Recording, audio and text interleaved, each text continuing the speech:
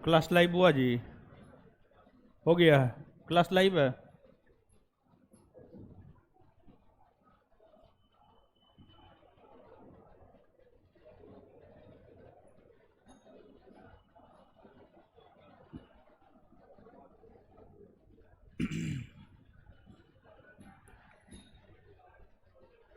चलिए, क्या हाल चाल है?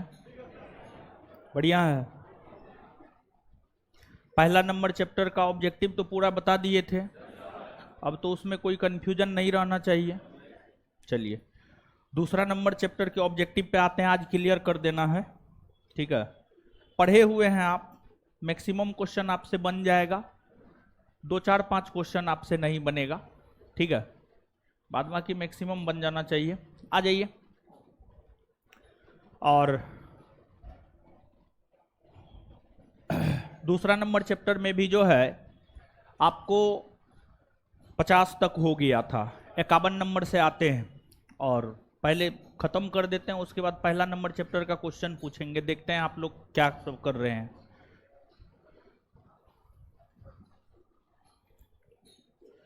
बंगाल का द्वैध शासन कब से कब तक चला था? देखिए, बंगाल में द्वैध शासन लागू इलाहाबाद के प्रथम संधि के तहत 1765 ईस्वी में हुए, रॉबर्ट क्लाइव ने लागू किया और इसी द्वैध शासन ने बंगाल में अकाल को जन्म दिया।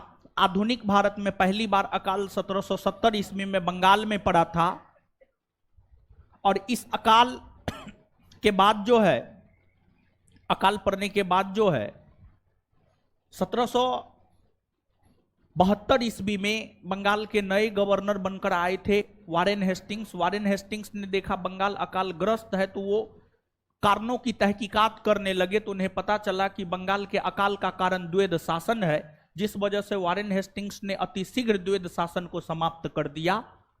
यानी 1765 में रॉबर्ट क्लाइव ने द्वैध शासन को बंगाल में लागू किया, तो वहीं द्वैध शासन को समाप्त 1772 ईस्वी में वारेन हेस्टिंग्स ने किया। अर्थात बंगाल में द्वैध शासन 1765 से लेकर के 1772 ईस्वी तक रहा है, 1765 से लेकर के 1772।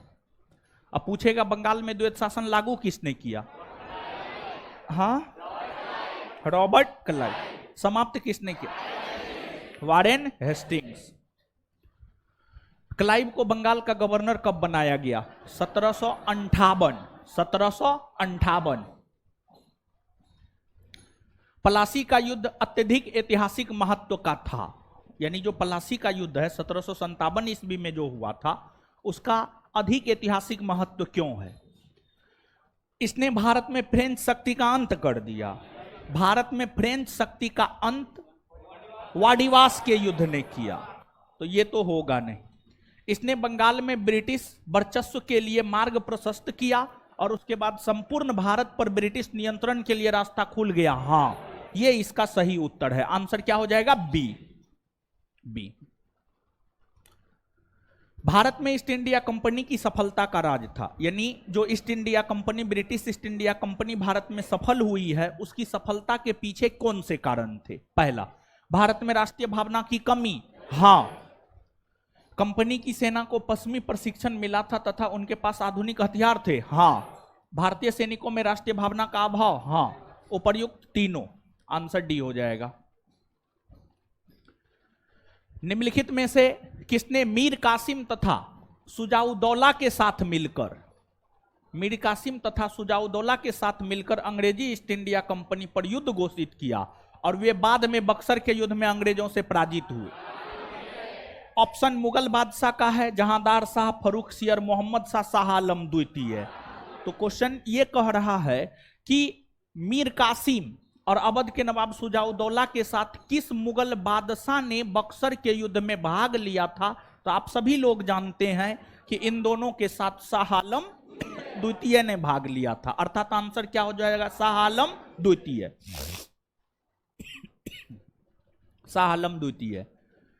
आगे, ये क्वेश्चन बड़ी महत्वपूर्ण है, कई दफा कई परीक्षा में पूछा गया है। जैसा कि एक प्रश्न है, सत्यमेव जयते किस उपनिषद से लिया गया है? आप सभी लोग जानते हैं मुंडकोपनिषद से।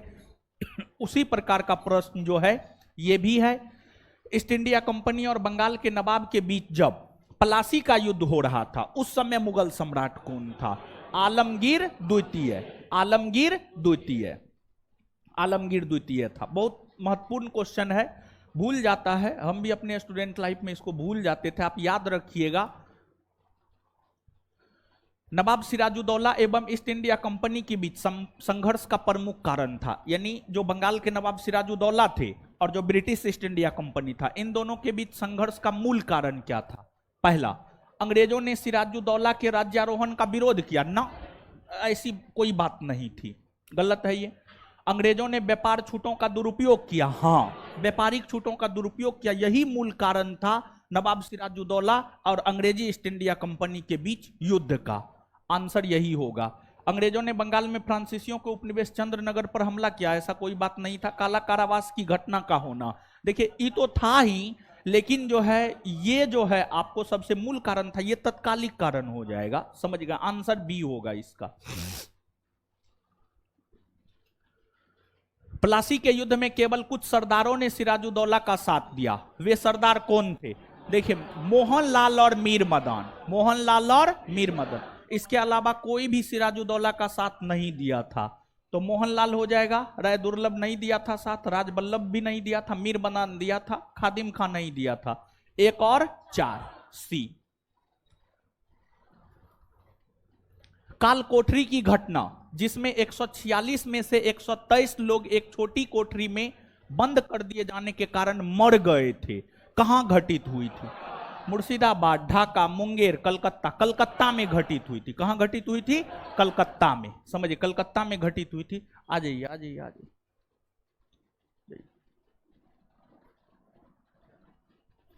कलकत्ता में घटित हुई थी ये घटना, और ये घटना जो है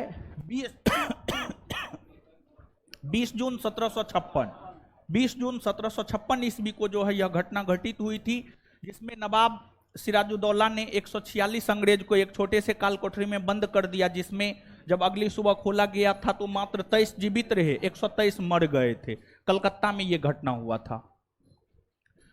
प्लासी के युद्ध के बाद भारत के लिए शाश्वत दुख की काली रात का आरंभ हुआ। यह किस बांग्ला कवि का कथन है? नवीन चंद्र सेन का कथन है, नवीन चंद्र सेन। निम्नलिखित में से किस भारतीय को रॉबर्ट क्लाइव ने बिहार का नायब दीवान नियुक्त किया था? राजा सीताबरय। राजा सीताबरय को पिछले क्लास में ही हम आपको बताए थे, जब बंगाल में कर वसूली का अधिकार अंग्रेजों को प्राप्त हुआ तो बंगाल, बिहार, उड़ीसा का अलग अलग उप दीवान नियुक्त किया गया था। बंगाल का मोहम्मद रजा खां, उड़ीसा का राय दुर्लभ, बिहार का राजा सीताबरय।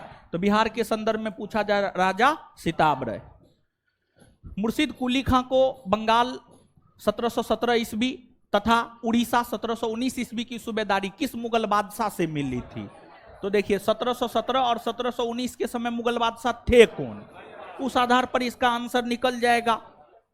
बहादुर शाह, जहांदार शाह, फर्रुखसियर, मोहम्मद शाह। फर्रुखसियर, क्योंकि फर्रुखसियर का शासनकाल है 1713 से 1719, 1713 से 1719, तो 1717 से 1713 के बीच 1717 और 1719 दोनों आ जाता है। कहने का मतलब यह हुआ कि आंसर क्या हो जाएगा? फर्रुखसियर।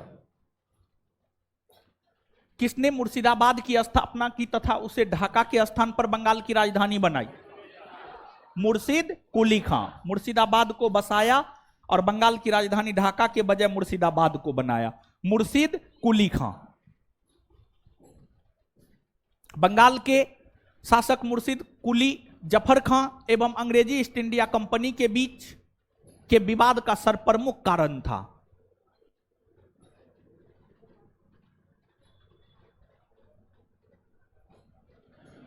ए, बंगाल के शासक मुर्शिद कुली खां और अंग्रेजी ईस्ट इंडिया कंपनी के विवाद का सरप्रमुख कारण था मुगल बादशाह फर्रुखसियर द्वारा 1717 में जारी फरमान की मुर्शिद कुली जफर खां एवं ब्रिटिश कंपनी की अलग अलग व्याख्या। यानी इसकी व्याख्या जो है मुर्शिद कुली खां अपने नजरिए से करता था, कंपनी अपनी नजरिए से करता था, जिस वजह से जो है आपको दोनों के बीच विवाद खड़ा हो गया था। आंसर ए होगा। किस मुगल शासक ने 1733 ईस्वी में बिहार की सूबेदारी बंगाल के नवाब शुजाउद्दीन को प्रदान की थी। देखिए मुगल बादशाह के संदर्भ में प्रश्न पूछ रहा है, ऑप्शन ये स्पष्ट कर रहा है, बहादुर शाह प्रथम, फर्रुख सियर, मोहम्मद शाह रंगीला, अहमद शाह प्रथम। तो 1733 ईस्वी की बात है। 1733 ईस्वी के समय मुगल बादशाह हुआ करते थे मोहम्मद शाह रंगीला। मोहम्मद शाह रंगीला का शासनकाल 1719 से 1748, 1719 से 1748। तो 1719 से 1748 के बीच में ही 1733 आता है। तो 1733 ईस्वी में मुगल बादशाह मोहम्मद शाह रंगीला ने बिहार की सूबेदारी बंगाल के नवाब शुजाउद्दीन को प्रदान कर दिया था। यानी आंसर क्या हो जाएगा? सी।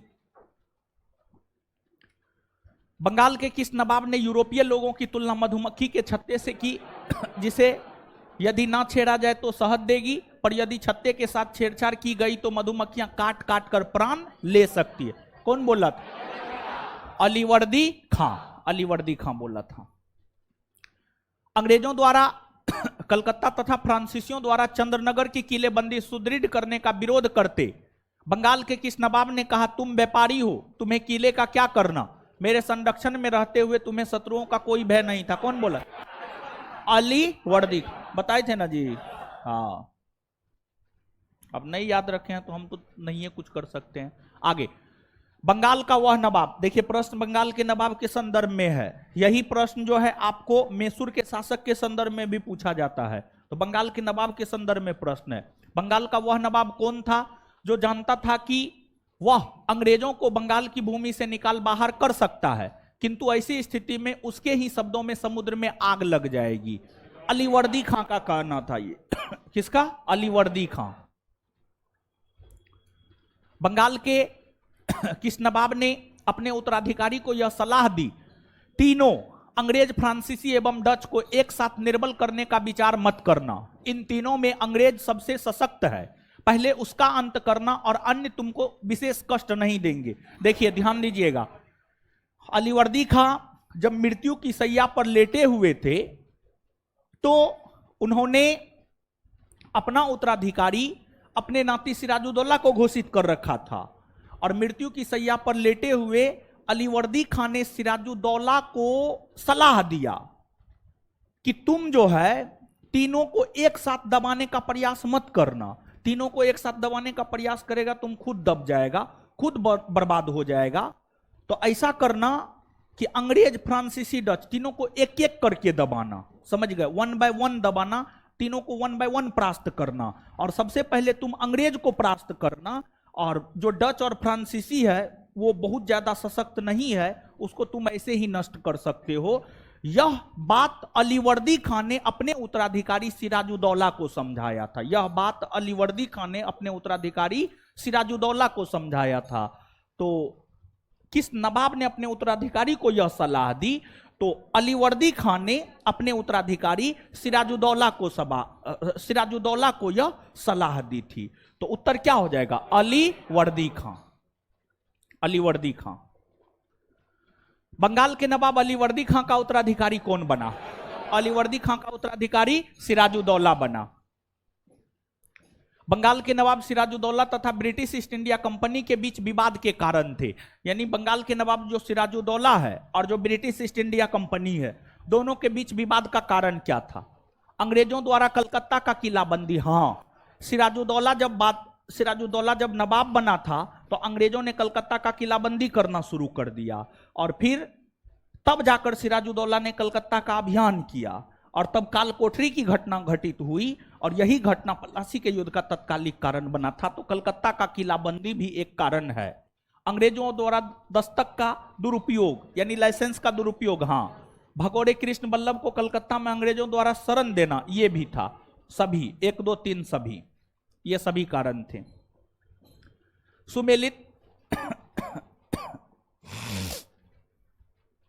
सुमेलित कीजिए घटना सूची 2 में तिथि, कलकत्ता पर नवाब सिराजुद्दौला द्वारा अधिकार।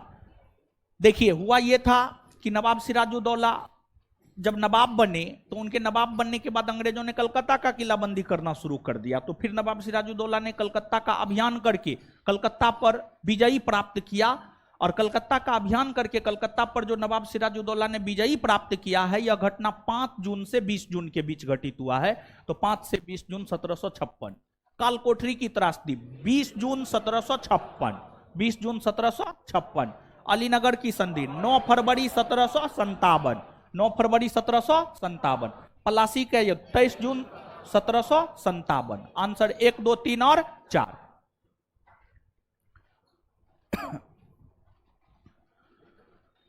बंगाल के नवाब मीर जाफर ने कठपुतली मुगल बादशाह शाह आलम द्वितीय से क्लाइव को साबत जंग युद्धों में अनुमव प्राप्त की उपाधि एवं कुछ क्षेत्रों की जमींदारी दिलाई। क्लाइव की जागीर कहलाने वाले उस क्षेत्र की पहचान करे। 24 परगना, नदिया, वर्धमान, इनमें से कोई नहीं। क्या बोलिए? लेक्चर के दौरान बताए हुए थे 24 परगना होगा, एकदम 24 परगना होगा।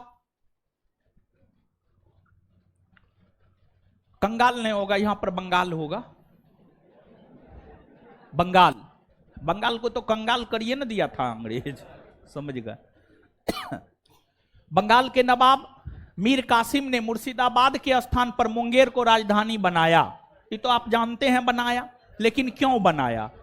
क्योंकि जो मीर कासिम था वो मुर्शिदाबाद के षड्यंत्रकारी माहौल से हट करके अपना अलग स्वतंत्रता पूर्वक शासन करना चाहता था। यानी मुर्शिदाबाद का माहौल ठीक नहीं रह गया था, वहां पर अंग्रेजों का कब्जा हो गया था और अंग्रेज जो है वहां पर भारतीयों के खिलाफ षड्यंत्र किया करता था। तो यही वजह रहा कि मीर कासिम जो है अपनी राजधानी मुर्शिदाबाद के बजाय मुंगेर को बनाया और वहीं से शासन करना शुरू किया था। तो वह मुर्शिदाबाद के षड्यंत्र में वातावरण तथा कलकत्ता से दूर रहना चाहता था ताकि अंग्रेजों का हस्तक्षेप ना हो, यही कारण होगा। आंसर ए होगा। बंगाल के किस नवाब ने ब्रिटिश कंपनी के गवर्नर को लिखा, आपके भद्र पुरुष इस प्रकार व्यवहार करते हैं, वे समस्त देश में गड़बड़ी फैलाते हैं, लोगों को लूटते हैं तथा मेरे अधिकारियों का अनादर करते हैं तथा उन्हें शारीरिक यातना देते हैं। ये मीर कासिम ने लिखा था, मीर कासिम ने लिखा था, मीर कासिम। बंगाल के किस नवाब ने 2 वर्षों के लिए सभी व्यापारियों के लिए समस्त व्यापारिक करों एवं चुंगियों को खत्म कर एक बड़ा असाधारण कदम उठाया था? मीर कासिम, मीर कासिम। और ये जो कदम मीर कासिम ने उठाया था, मीर कासिम का यही कदम बक्सर के युद्ध का तत्कालिक कारण बना था। मीर कासिम का यही कदम जो है बक्सर के युद्ध का तत्कालिक कारण बना था, अर्थात इसका आंसर हो जाएगा मीर कासिम, मीर कासिम। देखिए ऑब्जेक्टिव का जो कलेक्शन है, आपको यहां के ऑब्जेक्टिव को अगर आप कर लेते हैं ना, याद कर लेते हैं ना, आपको दूसरा कोई ऑब्जेक्टिव करने की जरूरत नहीं है। ना आपको लुसेंट ऑब्जेक्टिव करने की जरूरत है, ना घटना चक्र करने की जरूरत है, ना दृष्टि क्विक बुक करने की जरूरत है, कुछ ने करने का जरूरत है। समझ गए? दृष्टि का जो प्रीलिम्स प्रैक्टिस सीरीज आता है वो भी करने की जरूरत नहीं है। सबका समावेश है ये, समझ गए? सबका बाप है ये, समझे? कोई बाहर से कुछ नहीं, जितना संभावित ऑब्जेक्टिव बन सकता था उतना है इसमें, समझ गए? बहुत विद्यार्थी कंफ्यूजन में रहता है, इधर उधर करते रहता है, इधर उधर करते रहिए, कोई दिक्कत ना है। बाद में असफल हो जाइएगा तो फिर मेरे ही पास आइएगा, हमको पता है, समझे? रूम पे जा करके जितना मटेरियल देते हैं ना क्लास में, रूम पे जा करके खिड़की कबाड़ी बंद करके जो है ना खूब पढ़िए उसी को, 72 बार उसी का रिवीजन कीजिए। हाँ, फालतू का इधर उधर मुंह मत मारिए ज्यादा। क्लाइव एवं मुगल बादशाह शाह आलम द्वितीय के बीच हुए इलाहाबाद की प्रथम संधि 12 अगस्त 1765 के संदर्भ में इन कथनों पर विचार कीजिए। शाह आलम द्वितीय को कराव इलाहाबाद के जिले दिए गए, हाँ दिए गए थे। कंपनी को 26 लाख रुपए सालाना के बदले बंगाल, बिहार एवं उड़ीसा की दीवानी अस्थायी रूप से मिली, हाँ मिली थी। हैदराबाद के उत्तर के जिलों उत्तरी सरकार को अंग्रेजों के जागीर के रूप में मान्यता दी गई थी, हाँ दी गई थी, सही है, डी। कलकत्ता की सुप्रीम कोर्ट के एक न्यायाधीश ने बंगाल के किस नवाब को भूसे से भरे एक बेताल फैंटम के रूप में उल्लिखित किया? मुबारक उदौला को, मुबारक उदौला। कर्नल माल्सन ने कहा कंपनी के अधिकारियों का अब एक ही उद्देश्य, जितना लूट सको लूटो, और यह कि वह सोने की ऐसी थैली है जिसमें जब जी चाहे हाथ डाल लो। इसमें वह किसके लिए प्रयुक्त हुआ? मीर जाफर के लिए, मीर जाफर के लिए। और मीर जाफर को इतना अंग्रेजों के द्वारा लूटा जाने लगा कि बाद में अंग्रेजों ने डचों के साथ षड्यंत्र करना शुरू कर दिया और तब जाकर के जो है मीर जाफर को गद्दी से हटा दिया गया था। मीर जाफर 18वीं शताब्दी के मध्य इंग्लिश ईस्ट इंडिया कंपनी के द्वारा बंगाल से निर्यातित प्रमुख कच्चा माल क्या था? कपास, रेशम, सोडा और अफीम। कपास, रेशम, सोडा और अफीम। सुकरखेरा या शंकरखेरा का युद्ध कब हुआ है? सुकरखेरा या शंकरखेरा का युद्ध 11 अक्टूबर 1724। और यह युद्ध जो है हैदराबाद के निजामुल मुल्क और मुगल सेनापति का नेतृत्व कर रहे मुबारिज खां के बीच हुआ था। यह युद्ध 11 अक्टूबर 1724 को हैदराबाद के निजामुल मुल्क और मुगल सेनापति का नेतृत्व कर रहे मुबारिज खां के बीच हुआ था। इस युद्ध में हैदराबाद के निजामुल मुल्क की जीत हुई थी। निजामुल मुल्क की जीत हुई थी। बिहार दरोगा का यह पूछा हुआ क्वेश्चन है, ठीक है।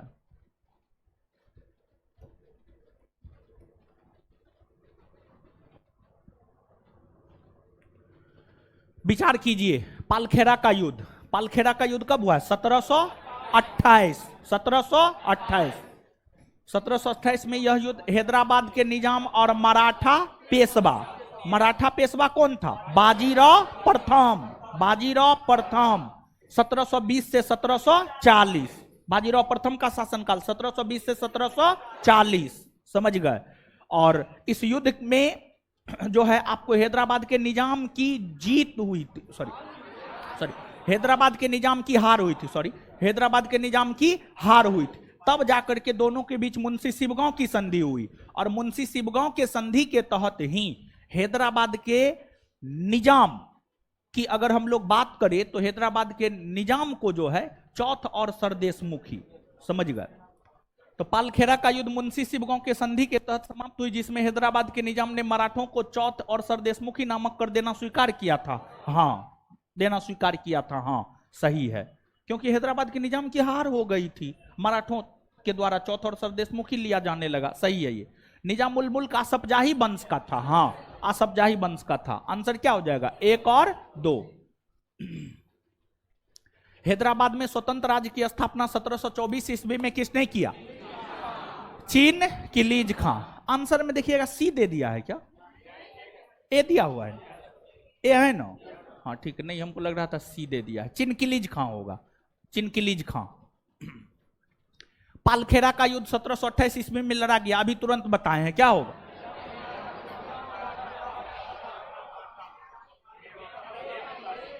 ए होगा। हैदराबाद के निजाम और मराठा पेशवा बाजीराव प्रथम। वर्ष 1798 ईस्वी में लॉर्ड वेलेजली द्वारा प्रस्तावित सहायक संधि को स्वीकार करने वाला सबसे पहला भारतीय शासक हैदराबाद का निजाम। निम्नलिखित में से किस किस ने लॉर्ड वेलेजली के साथ सहायक संधि पर हस्ताक्षर किया? हैदराबाद का निजाम किया था, अवध का नवाब किया था, मैसूर का राजा किया था। बंगाल के नवाब ना, बंगाल के नवाब नहीं किए थे। अरे सहायक संधि होने से पहले ही अंग्रेजों ने बंगाल पर तो पूरा का पूरा कब्जा कर रखा था। जब बंगाल अंग्रेजों के अधीन था तो उसको सहायक संधि पर काहे के लिए हस्ताक्षर करवाता? बंगाल तो पहले ही से अंग्रेजों के अधीन था। जो चीज पहले ही से अंग्रेज के अधीन है उसको सहायक संधि पर हस्ताक्षर करवाने का कोई औचित्य ही नहीं है। तो आंसर 1, 2 और 3। अवध के स्वायत्त राज्य का संस्थापक कौन था? सादत खां बुरहान-उल मुल्क। सादत खां बुरहान-उल मुल्क। अवध, हैदराबाद, भरतपुर और रुहेलखंड एवं फर्रुखाबाद किस मुगल शासक के समय में स्वतंत्र हुए? मोहम्मद शाह रंगीला। मोहम्मद शाह रंगीला। सुमेलित कीजिए। सूची 1 राज्य, सूची 2 संस्थापक। बंगाल 1773, फर्रुखाबाद 1714, कर्नाटक 1720, अवध 1722। बंगाल 1773 थोड़े होगा। बंगाल जो है 1713 मान सकते हैं आप, 1713 ठीक है, 1713 ही होगा यहां पर, समझ गए। तो बंगाल में स्वतंत्र शासन की स्थापना मुर्शिद कुली जाफर खान ने किया था। फर्रुखाबाद में रुक जाइए, मुर्शिद, फर्रुखाबाद, कर्नाटक, अवध। अवध में कौन किया था? सादत खां बुरहान उल मुल्क। कर्नाटक में सादत उल्ला खां। फर्रुखाबाद में मोहम्मद खां बंगस। 1 2 3 4 होगा। 1 2 3 4। किस राज्य के शासक नवाब वजीर कहलाते थे? हाय अवध ना, अवध के नवाब। ठीक है, अवध के नवाब। अवध के किस नवाब को मूल तौर पर नवाब वजीर कहा जाता? सफदरजंग। किसको कहा जाता था? सफदरजंग। विचार कीजिए, हैदराबाद को 1798 ईस्वी में सहायक संधि के तहत अंग्रेजी साम्राज्य में मिलाया गया। हाँ, मिलाया गया। अवध को पुलिस कार्रवाई के द्वारा भारत में 1948 में मिलाया गया। नहीं, गलत है। अवध को थोड़े मिलाया गया था, हैदराबाद को मिलाया गया था। किसको? हैदराबाद को मिलाया गया था। कौन सा कथन सही है? केवल एक, केवल एक। आंसर में सी दिया हुआ होगा, देख लीजिए। आंसर में सी है, सी को काट करके ए कीजिए, आंसर सही कीजिए। सी को काट करके ए कीजिए। 91 का आंसर सी दिया हुआ होगा, सी को काट करके ए कीजिए, ए होगा इसका सही उत्तर। टाइपिंग मिस्टेक है इसमें, हम थोड़े मिस्टेक किए हैं, टाइपिंग मिस्टेक है। चलिए, 1723 ईस्वी में नया राजस्व बंदोबस्त रेवेन्यू सेटलमेंट को लागू किया गया था। आपको अवध में लागू किया गया था, और अवध में इसे लागू जो है अवध के नवाब सादत खां ने किया था। किसने किया था? सादत खां ने, सादत खां ने किया था। मुगल बादशाह मोहम्मद शाह रंगीला ने निम्नलिखित में से किसको बुरहानुल मुल्क की उपाधि प्रदान की थी? सादत खां। यह भी बिहार दरोगा का पूछा हुआ क्वेश्चन है। सादत खां। बक्सर के युद्ध में संयुक्त सेना का नेतृत्व किसने किया था?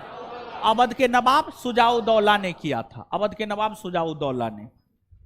अवध के किस शासक को नवाब वजीर के नाम से जाना जाता है? सफदरजंग। सफदरजंग को अपना वजीर किस मुगल बादशाह ने बनाया था? है?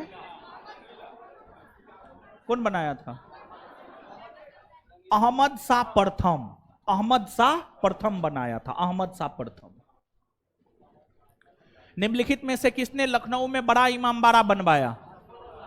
आसफउद्दौला। लखनऊ में बड़ा इमामबाड़ा कौन बनवाया? आसफउद्दौला। कौन बनवाया? आसफउद्दौला।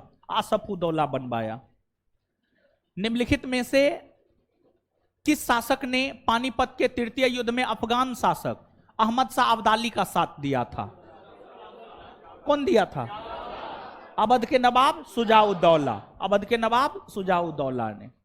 ठीक है, अवध के नवाब शुजाउद्दौला ने। और एक बात यहां पर याद रखिएगा, जाटों ने, जाट राज्य की भी स्थापना हुई थी। जाट जो है खेतीहर किसान था, खेतीहर मजदूर था, जो मथुरा, दिल्ली, आगरा के क्षेत्र में रहा करता था। और आपको जानकर आश्चर्य होगा कि जाटों ने, जाट मुगलों का विरोध करता था, मराठों का विरोध करता था, लेकिन जब बात देश की आई तो देश के शासकों के साथ पानीपत के तृतीय युद्ध में जाट खड़ा रहा था। और जाटों ने पानीपत के तृतीय युद्ध में जो है मराठों का साथ दिया था। जाटों ने पानीपत के तृतीय युद्ध में मराठों का साथ दिया था। पता नहीं आप समझ भी पा रहे हैं कि नहीं समझ पा रहे हैं। पानीपत का तृतीय युद्ध याद है? कुछ याद है? अच्छा,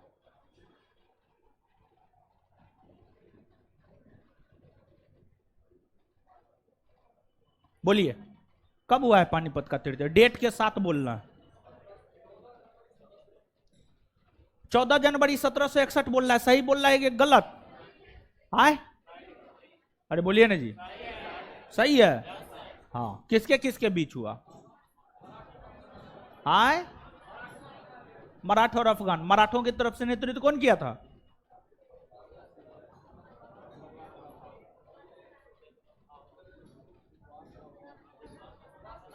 आए, कौन? और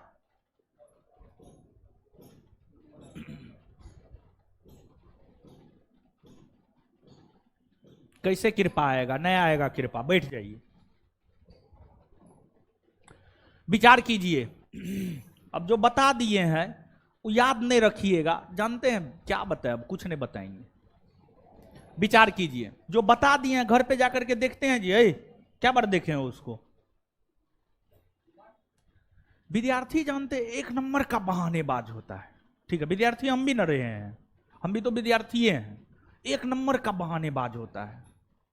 दिमाग में लगेगा ई कर लेंगे ना तो ऊ हो जाएगा, ऊ कर लेंगे ना तो ई हो जाएगा, लेकिन मास्टर जो बताएगा उसको याद नहीं करेगा। रूम में बंद होकर के हम काहे बोलते हैं पढ़िए, पागल की तरह, समझ गए? रूम में बंद होकर के पागल की तरह पढ़िए, नहीं तो कुछ नहीं होने जा रहा है। भ्रम में जी रहे हैं कि कुछ हो जाएगा आप लोग से। याद कीजिए, बोल बोल करके याद कीजिए, रूम में बंद होकर के। आप मैक्सिमम प्रयास कीजिए सिंगल रूम में रहने का, समझ गए? बोल के पढ़िए, विचार कीजिए। सुजाउदौला ने मुगल बादशाह शाह आलम द्वितीय को शरण दिया था।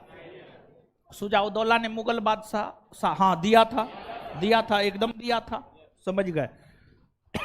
सुजाउदौला के शरण में ही शाह आलम द्वितीय था, तब तो मीर कासिम आकर के उससे मिला, मीर कासिम को भी शरण दिया था, हाँ दिया था, सही है। आसफउद्दौला ने अवध की राजधानी फैजाबाद से लखनऊ स्थानांतरित की, हाँ किया था। शुरुआती दौर में फैजाबाद था, आसफउद्दौला ने जो है लखनऊ बना। Answer C. किसने कहा था दरो दीवार पे हसरत की नजर करते हैं, खुश रहो अहले वतन, हम तो सफर करते हैं, वाजिद अली शाह। अवध के अंतिम नवाब वाजिद अली शाह। अवध को अंग्रेजी साम्राज्य में मिलाया गया था, कुशासन का आरोप लगा करके, कुशासन का आरोप लगा करके कब मिलाया गया? 1856। 1856। कौन मिलाया था? लॉर्ड डलहौजी। किसके रिपोर्ट पर? जेम्स आउट्रम, जेम्स आउट्रम के रिपोर्ट पर कुशासन। प्रथम आंग्ल मैसूर युद्ध में कौन विजयी हुआ है? बोलिए। हैदर अली ना। और अंग्रेजों को पराजित करने वाला प्रथम भारतीय हैदर अली ना। हाँ, ब्रिटिश जनरल जिसने हैदर अली को पोर्टोनोवा के युद्ध में हराया, सर आयरकूट। टीपू सुल्तान ने अपनी राजधानी किसे बनाया? श्रीरंगपट्टनम। निम्नलिखित भारतीय शासकों में से कौन था जिसने विदेशों में आधुनिक पद्धति से दूतावास स्थापित किया? टीपू सुल्तान। टीपू सुल्तान।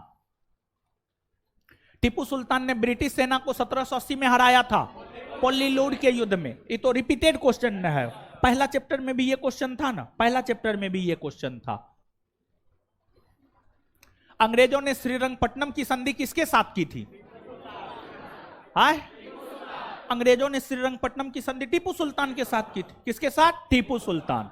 चलिए, चश्मा वाली खड़ो।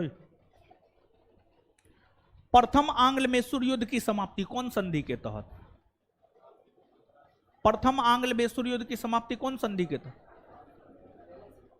आंग्ल मैसूर युद्ध को जिंदा गाड़ देंगे हम। है फटा है जी, है।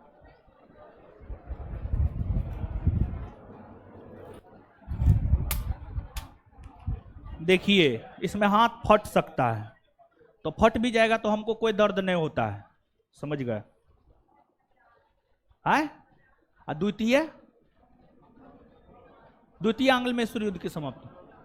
तृतीय तो ई संधि तृतीय आंग्ल मैसूर युद्ध ना। हाँ, बैठ जाइए, बच गए आज आप।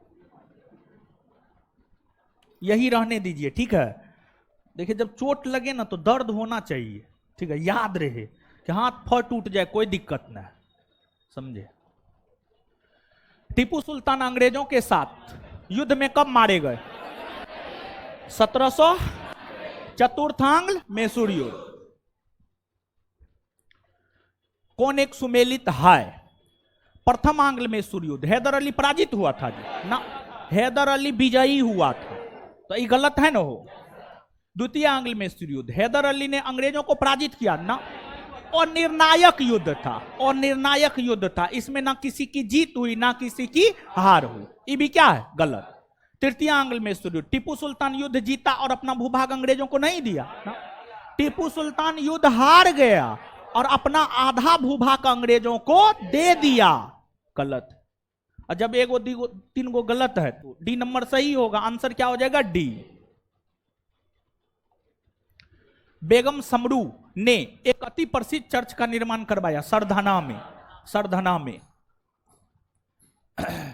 निम्नलिखित में से कौन सा एक सही नहीं है, मतलब कौन सा एक गलत है?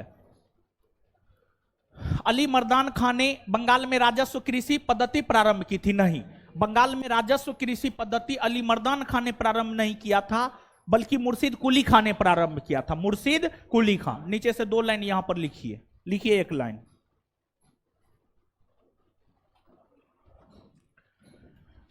जाटों ने पानीपत के तृतीय युद्ध में मराठों का साथ दिया। इस बात का जिक्र हम नहीं किए थे, न कॉपी में है न नोट में है, कहीं न है। ठीक है, जाटों ने, बड़ी अच्छा क्वेश्चन है। जाटों ने, देखिए सुनिएगा, यहां पर थोड़ा सा समझ लीजिए तब लिखिएगा, ज्यादा बेटर होगा। देखिए सामान्य तौर पर जो है पानीपत का जो तृतीय युद्ध हुआ था मराठा और अफगानों के बीच, उसमें अधिकतर भारतीय शासकों ने अफगानों का साथ दिया था। तो विद्यार्थी के दिमाग में यह रहता है कि सब भारतीय शासक तो अफगानों का ही साथ दिया था, लेकिन जाट भी भारतीय थे, लेकिन जाटों ने मराठों के साथ खड़ा रहा, मराठों का साथ देने का काम किया। तो अपने आप में ये एक्सेप्शनल केस है। और वैसा कोई भी चीज जो अपवाद स्वरूप आता है, जो अपवाद स्वरूप आता है, वो परीक्षा पूछता है। बड़ी महत्वपूर्ण पॉइंट है ये अपने आप में, समझ गए? तो नीचे से हमको भी याद नहीं था, उस टाइम नहीं बताए थे, अभी लिख लीजिए आप। जाटों ने, है कौन कॉपी है? इतिहास का कॉपी बोलना ना, इतिहास का कॉपी बोले ना बनाने के लिए जी, है कहीं पर देखिए कितना अनियमितता है। इतिहास का कॉपी है जी?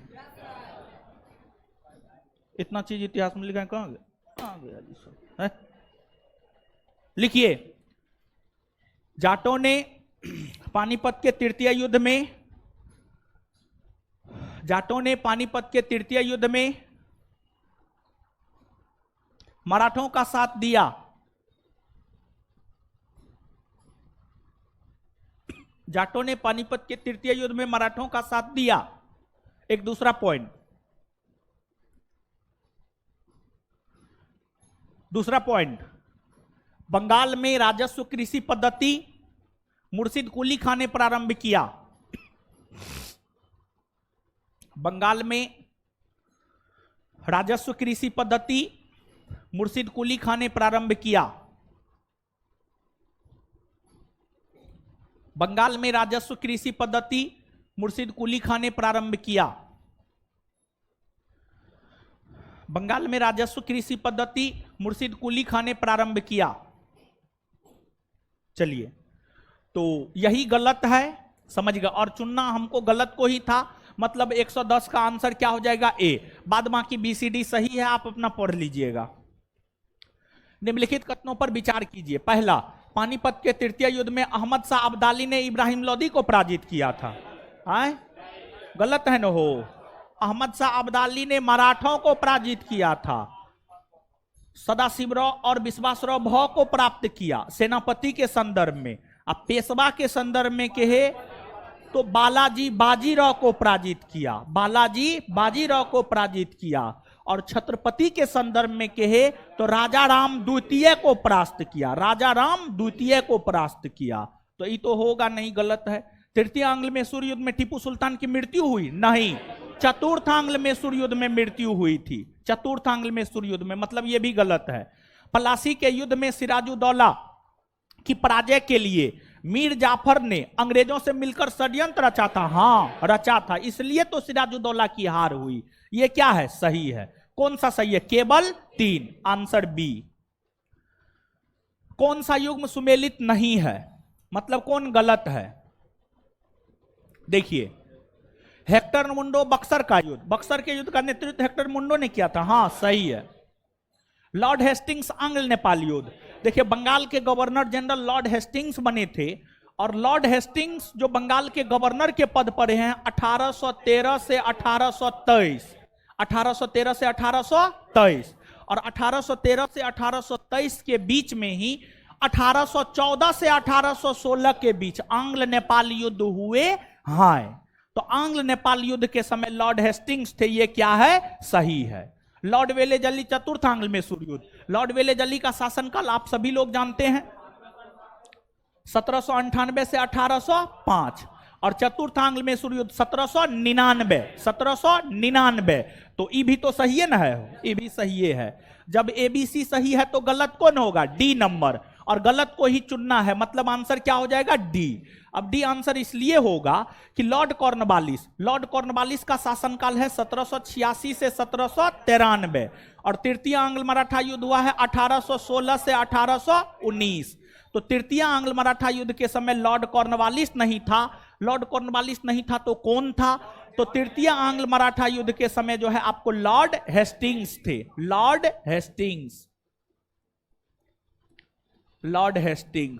हेस्टिंग्स।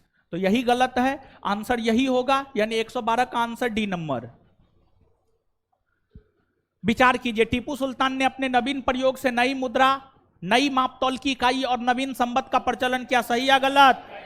एकदम सही है। टीपू सुल्तान फ्रांसीसी क्रांति से प्रभावित था? हाँ, प्रभावित था। आंसर 1 और 2। द्वितीय आंग्ल मैसूर युद्ध किस संधि के तहत समाप्त हुआ? हाय, मंगलौर की संधि के तहत। निम्नलिखित में भारत का प्रथम शासक जो आर्थिक शक्ति को सैन्य शक्ति की नींव मानता था, कौन? टीपू सुल्तान। 1781 होगा यहां पर, 1981 टाइपिंग मिस्टेक है, 1781 कर लीजिए। 1781 में हैदर अली और अंग्रेजों के बीच पोर्टोनोवा का युद्ध हुआ, जिसमें अंग्रेजों का नेतृत्व कौन किया था? सर आयर कूट। टाइपिंग मिस्टेक है, 1981 की जगह 1781 कीजिए। आयर कूट। निम्नलिखित में से किस शासक को सीधा साधा दैत्य कहा जाता है? टीपू सुल्तान। सीधा साधा दैत्य टीपू सुल्तान। विचार कीजिए, टीपू सुल्तान को यह श्रेय दिया जाता है कि वह प्रथम व्यक्ति था जिसने रॉकेट का युद्ध में प्रयोग किया। हाँ। तृतीय आंग्ल मैसूर युद्ध के समय बंगाल के गवर्नर सर्जन सोर था। देखिए, आपको तृतीय आंग्ल मैसूर युद्ध 1790 से 1792। सर जॉन सोर का शासनकाल है 1793 से 1798।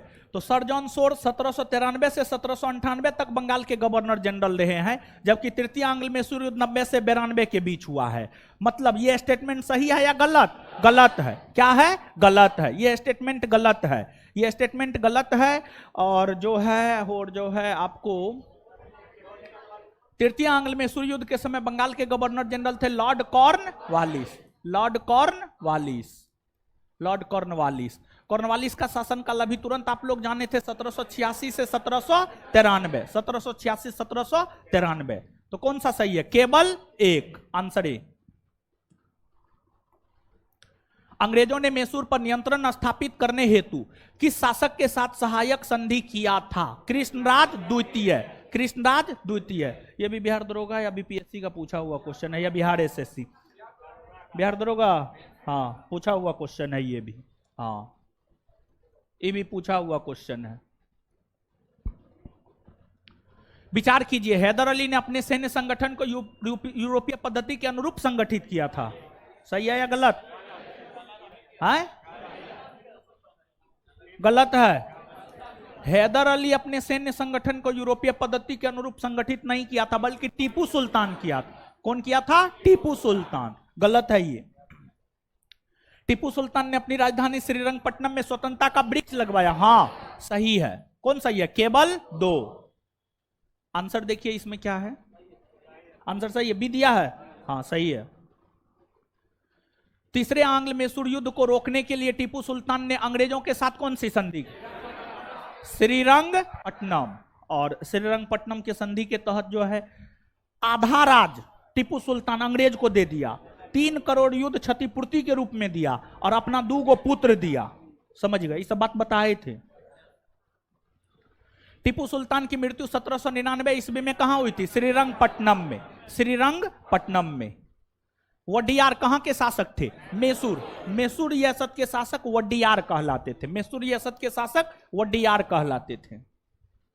तथाकथित कुशासन के आधार पर किस गवर्नर जनरल ने मैसूर राज्य के प्रशासन को ले लिया था? देखिए यहां पर गौर फरमाइएगा। देखिए, सुनिए ना महाराज, यहां पे कंफ्यूजन होता है। क्या कंफ्यूजन होता है सुनिएगा। मैसूर देखिए, एक होता है प्रशासनिक अधिकार, एक होता है दीवानी अधिकार। दीवानी अधिकार मतलब कर वसूलने का अधिकार, अब प्रशासनिक अधिकार मतलब शासन प्रशासन करने का अधिकार। 1799 में सहायक संधि के तहत मैसूर को ब्रिटिश साम्राज्य में मिलाया गया और फिर मैसूर का दीवानी अधिकार अंग्रेजों को मिल गया, लेकिन मैसूर का प्रशासनिक अधिकार अंग्रेजों को नहीं मिला था। कालांतर में जाकर के लॉर्ड विलियम बेंटिक ने कुप्रशासन का आरोप मैसूर पर लगाया और मैसूर पर कुप्रशासन का आरोप लगा करके मैसूर रियासत की प्रशासनिक अधिकार भी ले लिया। कहने का मतलब यह हुआ कि तथाकथित कुशासन के आधार पर governor general Lord William Bentinck ने मैसूर राज्य के प्रशासन अपने हाथ में ले लिए, अंग्रेजों के हाथ में दे दिया या अंग्रेजों के हाथ में ले लिया। यानी आंसर क्या हो जाएगा? Lord William Bentinck. डिंडीगुल क्या है? तमिलनाडु का एक नगर है, तमिलनाडु का एक नगर है। किसने फ्रांसीसी विशेषज्ञों की मदद से डिंडीगुल में एक आधुनिक शस्त्रागार स्थापित किया? हैदर अली। किसने घोषणा कर रखी थी कि वह अंग्रेजों को पहले तो अर्काट से निकाल बाहर करेगा और अंततः भारत से? हैदर अली। हैदर अली। प्रथम आंग्ल मैसूर युद्ध मद्रास की संधि के तहत समाप्त हुआ, हां। द्वितीय में मंगलौर, हां। तृतीय श्रीरंगपट्टनम। आंसर 1, 2 और 3। हैदर अली की मृत्यु किस युद्ध के दौरान हुई? द्वितीय आंग्ल मैसूर युद्ध। और टीपू सुल्तान चौथा। द्वितीय आंग्ल मैसूर युद्ध को बंद करने के लिए टीपू सुल्तान तथा अंग्रेजों के मध्य मंगलौर की संधि हुई। इस संधि पर अंग्रेजों की ओर से हस्ताक्षर करने वाला मद्रास के गवर्नर का क्या नाम था? लॉर्ड मैकेरी ने। बड़ी अच्छा क्वेश्चन है, समझ गए? ये सब क्वेश्चन कहीं नहीं मिलेगा, सिर्फ यही मिलेगा, समझ गए? ये सब क्वेश्चन पूछेगा, कोई जवाब नहीं दे पाएगा। अगर आप याद रखिएगा तो आप ही जवाब दे पाइएगा। इसी सब प्रकार के क्वेश्चन में आपको बढ़त बनाना है। द्वितीय आंग्ल मैसूर युद्ध के समय गवर्नर जनरल कौन था? देखिए, द्वितीय आंग्ल मैसूर युद्ध आप सभी लोग जानते हैं 1780 से 1784, ठीक है। अभी गवर्नर जनरल का शासनकाल जान लीजिए। लॉर्ड वेलेस्ली 1798 से 1805, सर जॉन शोर 1793 से 1798, कॉर्नवालिस 1786 से 1793, वारेन हेस्टिंग्स 1772 से 1784 या /85, समझ गए? तो आप देख लीजिए कौन होगा। वारेन हेस्टिंग्स होगा, हाँ होगा। टीपू सुल्तान तथा कॉर्नवालिस के बीच 1792 ईस्वी में श्रीरंगपट्टनम की संधि हुई। इसके तहत टीपू को अपना आधा राज्य अंग्रेजों को देना पड़ा, हाँ। टीपू को 3 करोड़ रुपया युद्ध क्षतिपूर्ति के रूप में देना पड़ा, हाँ।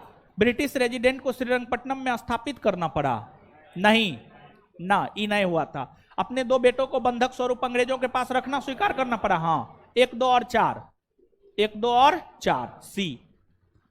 टीपू सुल्तान ने अंग्रेजों को निष्कासित करने के लिए निम्न में से किन देशों के साथ संपर्क स्थापित किया? फ्रांस, अरब, अफगानिस्तान, मॉरिशस, तुर्की, सब के साथ। 1, 2, 3, 4, 5। टीपू सुल्तान के संबंध में इन कथनों पर विचार कीजिए। टीपू ने एक नया कैलेंडर या पंचांग लागू किया, हाँ। टीपू ने सिक्का ढलाई की एक नई प्रणाली की शुरुआत की, हाँ। टीपू ने मापतौल के लिए नए पैमाने को अपनाया, हाँ। फ्रांसीसी क्रांति की सफलता से प्रभावित होकर उसने श्रीरंगपट्टनम में जैकोबिन क्लब की स्थापना की, स्वतंत्रता का वृक्ष लगाया तथा अपने को नागरिक टीपू कहा, हाँ। 1, 2, 3 और 4, सब सही है। तृतीय आंग्ल मैसूर युद्ध के दौरान टीपू के विरुद्ध चतुर्थ पक्षीय संयुक्त मोर्चा में शामिल था ट्रावनकोर, निजाम, मराठा और अंग्रेज। ट्रावनकोर, निजाम, मराठा और अंग्रेज। चतुर्थ आंग्ल मैसूर युद्ध के संबंध में इन कथनों पर विचार कीजिए। इस युद्ध के दौरान टीपू सुल्तान की मृत्यु हुई, हाँ। इस युद्ध में अंग्रेजों की पूर्ण विजय हुई और मैसूर के अधिकांश प्रदेशों का अंग्रेजी राज में विलय कर लिया गया, हाँ। वोडियार वंश के एक बालक कृष्णराज द्वितीय को राजगद्दी पर बिठाकर मैसूर राज पर सहायक संधि लाद दी गई, हाँ। सब सही है, डी। किसने कहा था मैं अंग्रेजों के स्थल साधनों को तो समाप्त कर सकता हूं परंतु समुद्र को नहीं सुखा सकता? हैदर अली ने कहा था। किसने कहा था? हैदर अली। मेरे ख्याल से इसका उत्तर टीपू सुल्तान दिया हुआ है। आंसर में देखिए, टीपू दिया हुआ है। टीपू को काट करके हैदर अली कीजिए। टीपू को काट करके हैदर अली कीजिए। टीपू को काट करके हैदर अली कीजिए। यानी 137 का आंसर बी दिया हुआ है। बी को काट करके ए कर लीजिए। कर लिए? हाँ। देखिए अभी तक में दूसरा नंबर चैप्टर में एगो ये दूसरा एरर है। अब विद्यार्थी क्या मैसेज करेगा हमको जानते हैं? टेलीग्राम पे ऑब्जेक्टिव में बहुते एरर है, यानी 200 क्वेश्चन में 2 गो 3 गो एरर, ये बहुते एरर हो गया। यानी ऐसा ऐसा मैसेज करेगा ना, मन तो होता है हमको जा करके कूट दे। समझ गए? अब 200 में एक आध गो ह्यूमन एरर हो जाता है, समझ गए? यानी उसको सुधार नहीं करेगा, कहेगा नहीं आप ही क्वेश्चनों करवाइए। तो लीजिए हम करवा रहे हैं, हम मेरा क्या जाता है, समझिए मेरा थोड़े कुछ जाता है।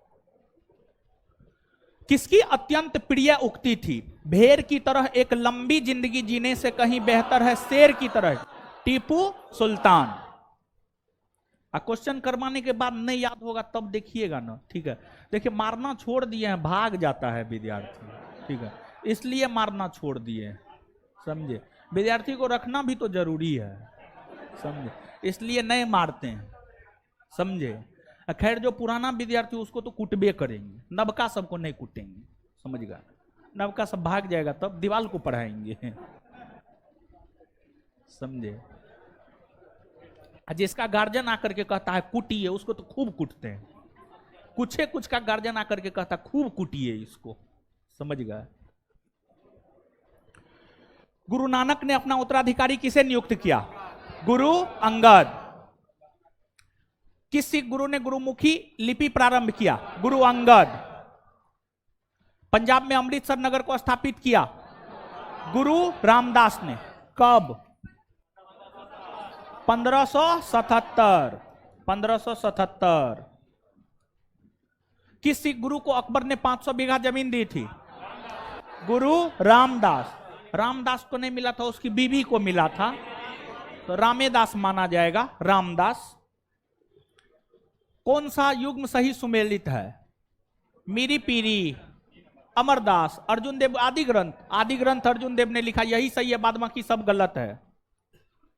किस सिख गुरु ने विद्रोही राजकुमार खुसरो की सहायता धन एवं आशीर्वाद से की थी? गुरु अर्जुन देव। गुरु अर्जुन देव। आदि ग्रंथ अथवा गुरु ग्रंथ साहिब का संकलन किसने किया? गुरु अर्जुन देव। निम्नलिखित में से किन सिख गुरुओं को तत्कालीन शासकों द्वारा मृत्युदंड दिया गया? गुरु अर्जुन देव और गुरु तेग बहादुर। गुरु अर्जुन देव की हत्या जहांगीर ने, और तेग बहादुर औरंगजेब। 2 और 4।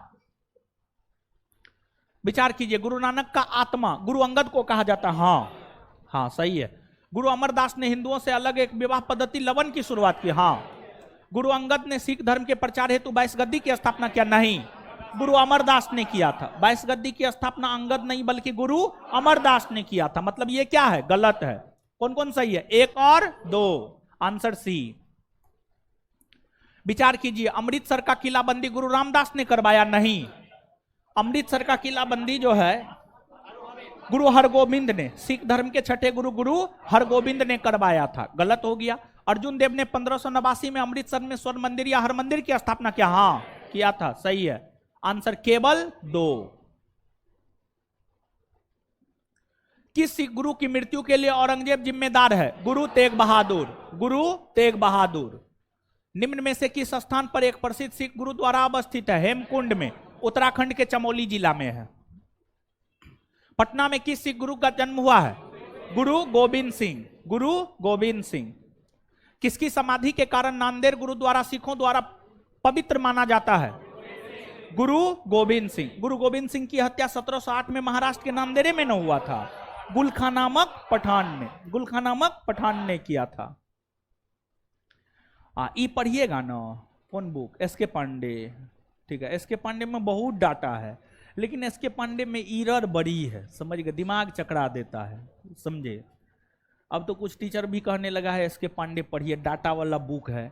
बिहार दरोगा डाटा ही पूछता है, समझ गए। हम तो बहुत दिन से इसके पांडे कह रहे हैं, लेकिन इसके पांडे में इतना एरर है ना कि आप नहीं पकड़ पाइएगा, हम ही पकड़ पाएंगे, या कोई टीचर ही पकड़ पाएगा, आप नहीं पकड़ पाइएगा। तो आपको इसके पांडे, आप मेरे पास पढ़ते हैं, आपको नहीं पढ़ना है। आप मेरे पास पढ़ते हैं इसलिए आपको नहीं पढ़ना है, क्योंकि उसका डाटा जो है ना हम दे दिए, ठीक है, आपके नोट में उसका डाटा है, समझे, एरर फ्री डाटा है। जहां पर एरर रहता है हम तो सुधार करवाइए देते हैं। गुरु गोविंद सिंह की महानता निहित है इसमें कि उन्होंने सिखों की सैनिक व्यवस्था का गठन किया। हाँ, वह सिख राज के संस्थापक थे? नहीं। सिखों को शांतिप्रिय लोग बनाया? नहीं।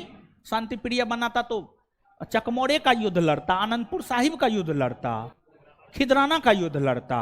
इस सब युद्ध का चर्चा किए हैं ना जी? नहीं किए? किए हैं। तो शांतिप्रिय थोड़े बनाया, वो तो लड़ाकू बनाया। उन्होंने औरंगजेब को पराजित किया, अधिकतर बार पराजित हुआ, एकाध बार पराजित किया। तो ये तीनों नहीं होगा, आंसर ए होगा। उन्होंने सिखों की सैनिक व्यवस्था का गठन किया। सिखों की सैनिक व्यवस्था का गठन किया तब तो जाकर खिदराना, चकमोर, आनंदपुर साहिब का प्रथम युद्ध, आनंदपुर साहिब का द्वितीय युद्ध लड़ा, समझ गए। Answer A. किस सिख गुरु के द्वारा सिखों का खालसा में रूपांतरण किया गया? गुरु गोविंद सिंह। गुरु गोविंद सिंह।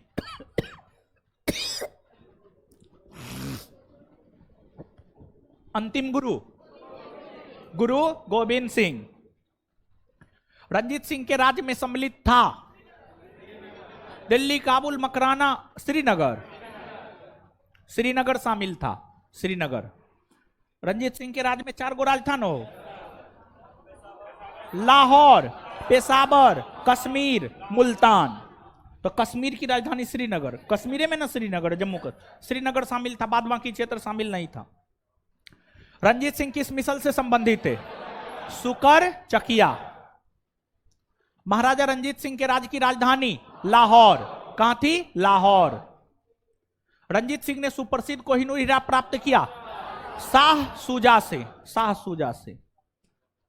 निम्नलिखित में से किसने कहा था ईश्वर की इच्छा थी कि मैं सब धर्मों को एक निगाह से देखूं, इसलिए उसने दूसरी आंख की रोशनी ले ली? रंजीत सिंह। देखिए, रंजीत सिंह भले ही पंजाब में सिख राज की स्थापना की हो, लेकिन धर्मनिरपेक्ष शासक था, सभी धर्मों को समान दृष्टिकोण से देखता था, सभी धर्मों का सम्मान करता था, समझ गए।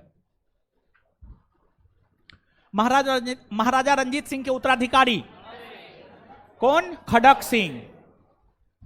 सिख राज का अंतिम राजा दिलीप सिंह। पंजाब के पूर्व महाराज दिलीप सिंह के विषय में कौन सा कथन सत्य है? 23 अक्टूबर 1893 को उनका निधन पेरिस में हुआ, सत्य है। नासिक में उनकी अंत्येष्टि हुई? नहीं। कहां हुआ? इंग्लैंड में। इंग्लैंड में हुआ था। कभी भी सिख धर्म को नहीं छोड़ा, ईसाई अपनाया, रूस नहीं गए, गया था। ये तीनों नहीं होगा, क्या होगा? याद कीजिए, बताए थे उनका निधन 23 अक्टूबर 1893, समझ गए। ऑप्शन के अकॉर्डिंग जाना है, आंसर ए होगा। अब यहां पे कंफ्यूज मत कीजिएगा 22 को मरा कि 23 को। 22 को मरा था, 23 को अंत्येष्टि हुआ। सिख साम्राज्य का अंतिम शासक दिलीप सिंह। किस सिख गुरु ने फारसी में जफरनामा लिखा? गुरु गोविंद सिंह। गुरु गोविंद सिंह। सिख गुरुओं का सही क्रम है, शांत रहिए, जिससे पूछेंगे उसको बताना है। खड़ा 10 सिख गुरु का क्रम बोलिए। पहला गुरु नानक, दूसरा गुरु अंगद, तीसरा गुरु अमरदास, गुरु रामदास, चौथा के बाद पांचवा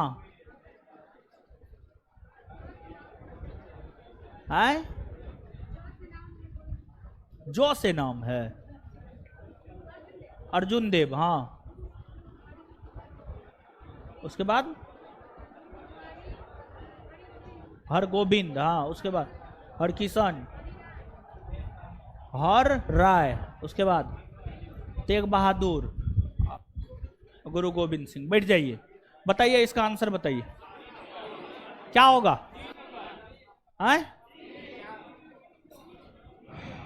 गुरु नानक, गुरु अंगद, गुरु अमरदास, रामदास, अर्जुन देव, हरगोविंद, हर गोविंद के बाद हर राय के बाद हर किशन, तेग बहादुर, गुरु गोविंद सिंह। क्या होगा वो?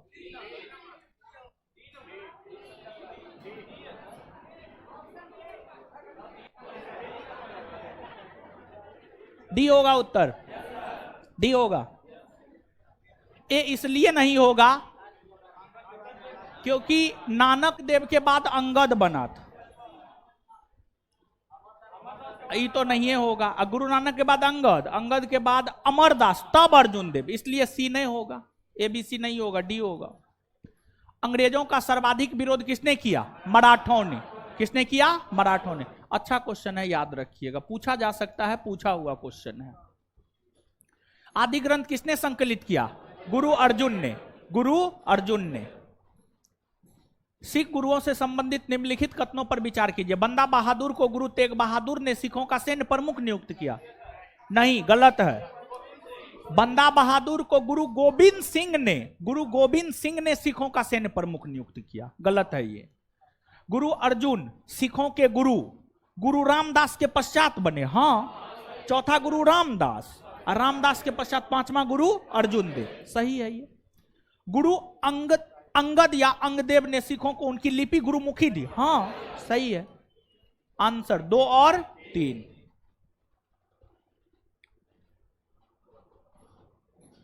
चलिए, निम्नलिखित कथनों पर विचार कीजिए। सिखों के प्रथम गुरु नानक देव मुगल बादशाह बाबर के समकालीन थे और उनका जन्म स्थान तलबंडी या ननकाना पाकिस्तान। हाँ। सिखों के दूसरे गुरु अंगद या अंगदेव का मूल नाम लहना था। हाँ। अकबर ने सिखों के चौथे गुरु रामदास को 500 बीघा जमीन दान में दिया, जिस पर उन्होंने अमृतसर नामक तालाब बसाया। हाँ। सिखों के पांचवें गुरु अर्जुन देव ने अमृतसर में हरमंदिर साहेब की नींव रखी, गुरु की गद्दी पर वंशानुगत उत्तराधिकारी का प्रचलन किया तथा शहजादा खुसरो की मदद कर गुरुओं द्वारा पहली बार राजनीतिक मामलों में रुचि दिखाई। हाँ, सही है। इनमें सभी किस सिख गुरु ने प्रत्येक सिख से दशांश धार्मिक कर वसूल करना आरंभ किया एवं साधु वेश त्याग कर राजसी वस्त्र पहनना आरंभ किया? अर्जुन देव। किसने? अर्जुन देव। अर्जुन देव। कौन से कथन सही है? सिखों के छठे गुरु हरगोविंद ने अकाल तख्त की स्थापना की, अमृतसर की किलेबंदी की एवं सिखों को लड़ाकू बनाया। हाँ। हरगोविंद को अपने जीवन के अंतिम समय कश्मीर की पहाड़ियों में किरतपुर में बिताने पड़े और वहीं उनकी मृत्यु हुई। हाँ हाँ हाँ, सही है। सिखों के 9वें गुरु तेग बहादुर का मूल नाम त्यागमल था, उन्होंने सच्चा पातशाह की उपाधि धारण की। हाँ। मुगल बादशाह औरंगजेब ने तेग बहादुर की हत्या करवाई तथा उनके शहीद स्थल पर शीशगंज गुरुद्वारा बनवाया। हाँ, सही है सब, डी। किस सिख गुरु ने कहा था सरदाद सिर रे नादाद, मैंने सिर कटवा दिया लेकिन अपना रहस्य नहीं बताया? गुरु तेग बहादुर। गुरु तेग बहादुर। किस सिख गुरु को बाकला द बाबला कहा जाता? गुरु तेग बहादुर। गुरु तेग बहादुर। सिखों के 10वें एवं अंतिम गुरु गोविंद सिंह के संबंध में क्या सही है? उन्होंने बचपन के 9 वर्ष पटना में बिताए। हाँ। मखोबल आनंदपुर में उन्हें गुरु निर्वाचित किया गया। सही है। उन्होंने 1699 में खालसा का आदेश जारी किया। हाँ। उन्होंने पाहुल तथा प्रथा होगा, यहां पर तथा नहीं होगा, पाहुल प्रथा होगा, सॉरी, पाहुल प्रथा। जाति बंधन तोड़ने हेतु एक ही कटोरे में सामूहिक अमृतपान एवं प्रसाद ग्रहण करने की प्रथा का आरंभ किया। हाँ। आंसर 1, 2, 3 और 4। गुरु गोविंद सिंह की रचनाएं दशम ग्रंथ, चंडी चरित्र, विचित्र नाटक, जफरनामा सब है, सब गुरु गोविंद सिंह की रचना है। इसमें जो है उनकी आत्मकथा का नाम है विचित्र नाटक। विचित्र नाटक उनकी आत्मकथा का नाम है। इसके अलावा गुरु गोविंद सिंह ने कृष्ण अवतार नामक ग्रंथ की भी रचना की है। सैनिक संगठन खालसा दल की स्थापना किसने की थी? कपूर सिंह ने। कपूर सिंह ने। हाँ। रंजीत सिंह ने अपने शासनकाल में अनेक विजयी युद्ध लड़े, उनके द्वारा विजित स्थानों को काल कर्मानुसार सजाइए। सबसे पहले लाहौर को जीता, फिर अमृतसर, फिर कांगड़ा, फिर कश्मीर। 1, 2, 3 और 4। 1, 2, 3, 4। रंजीत सिंह ने किस स्थान पर अधिकार करने के बाद महाराजा की उपाधि धारण की थी?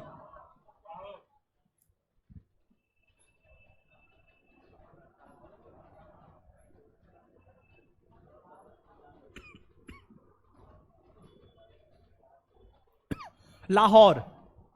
लाहौर। लाहौर सही है, लाहौर होगा। रंजीत सिंह को किस विजयी अभियान के फलस्वरूप जमा नामक तोप की प्राप्ति हुई थी? अमृतसर विजयी अभियान। अमृतसर विजयी अभियान।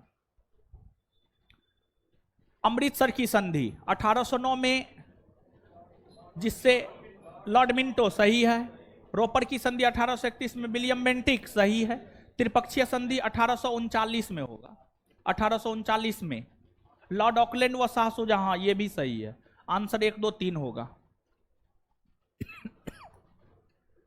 रंजीत सिंह एवं अंग्रेजों के बीच हुए अमृतसर की संधि में किस नदी को दोनों के राज्य क्षेत्रों के बीच सीमा निर्धारित की गई? सतलज।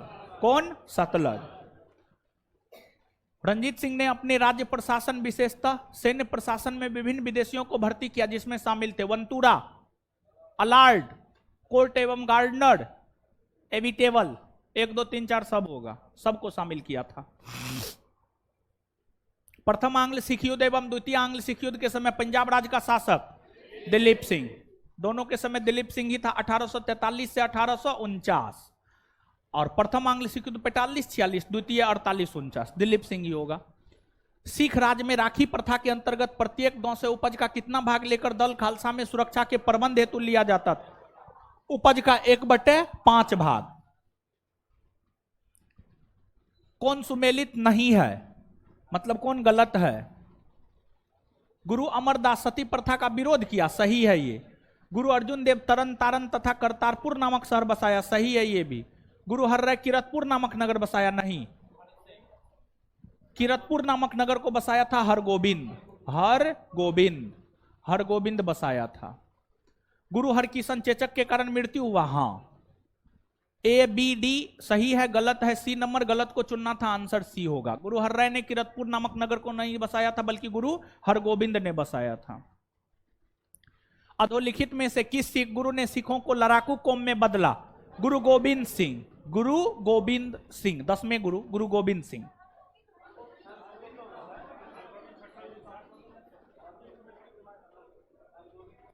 लड़ाकू कौम में बदला, हरगोबिंद ही होगा, सॉरी, हरगोबिंद।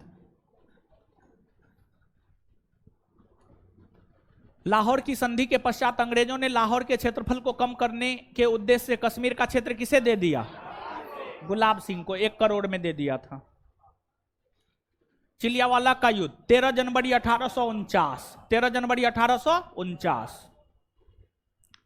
गुरु गोविंद सिंह के पंच प्यारे में कौन शामिल नहीं है? रुकिए 1 मिनट। ए रेड कुर्ती, ए लड़की, उठिए उठिए। पंच प्यारे में 5 गो लोग शामिल था, 5 का नाम बोलिए। काहे नहीं याद आ रहा है?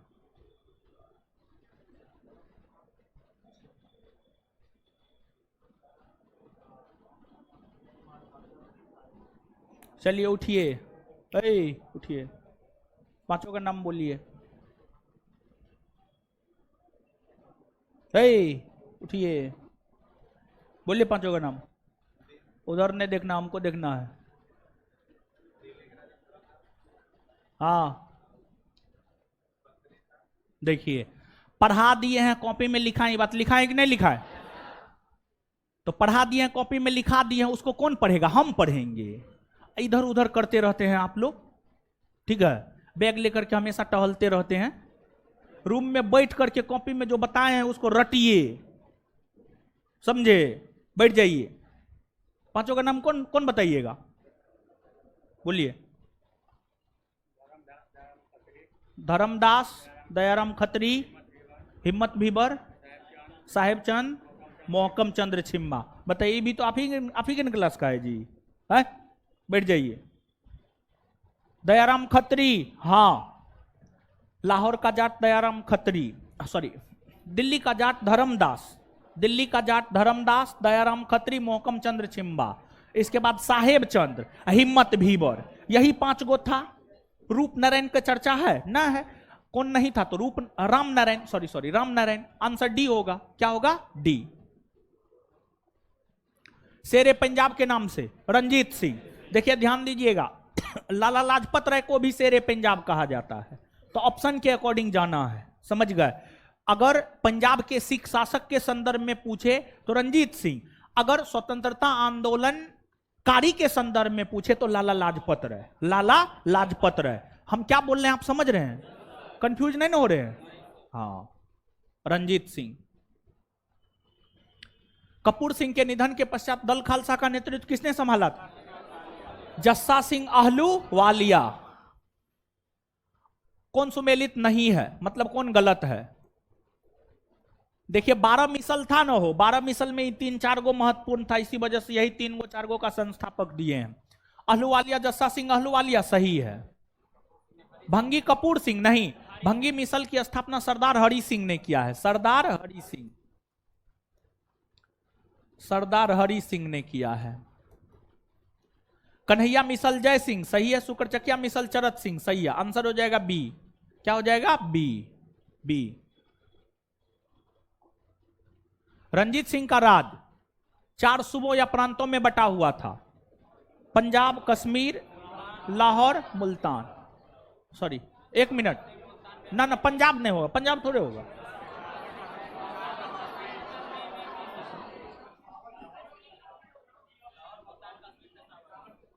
पेशावर, कश्मीर, मुल्तान, लाहौर। बी होगा उत्तर, बी होगा। पेशावर, कश्मीर, मुल्तान, लाहौर। निम्नलिखित में से किसने रंजीत सिंह की तुलना नेपोलियन से की थी? विक्टर जाकमा। विक्टर जाकमा, विक्टर जाकमा ने किया था। पंजाब को अंग्रेजी साम्राज्य में कब मिलाया गया? 1849। रंजीत सिंह को राजा की उपाधि किसने प्रदान किया था? जमानसा। राजा जा, जमानसा, ठीक है, जमानसा। ज को याद रखिएगा। रंजीत सिंह लाहौर के ऊपर अपना अधिकार कब स्थापित किया था? 1799। 1799। विचार कीजिए, रंजीत सिंह के सैन्य संगठन को भारतीय पृष्ठभूमि में ब्रिटिश फ्रांसीसी सैन्य व्यवस्था कहा जाता था। हाँ। गुरु गोविंद सिंह ने सिखों के लिए पंचम कार, केस, कंघा, कृपान, कच्छा और कड़ा को अनिवार्य बना दिया। हाँ। कौन सा कथन सत्य है? 1 और 2 दोनों। सी। 1708 ईस्वी में गुरु गोविंद सिंह की हत्या किसने किया?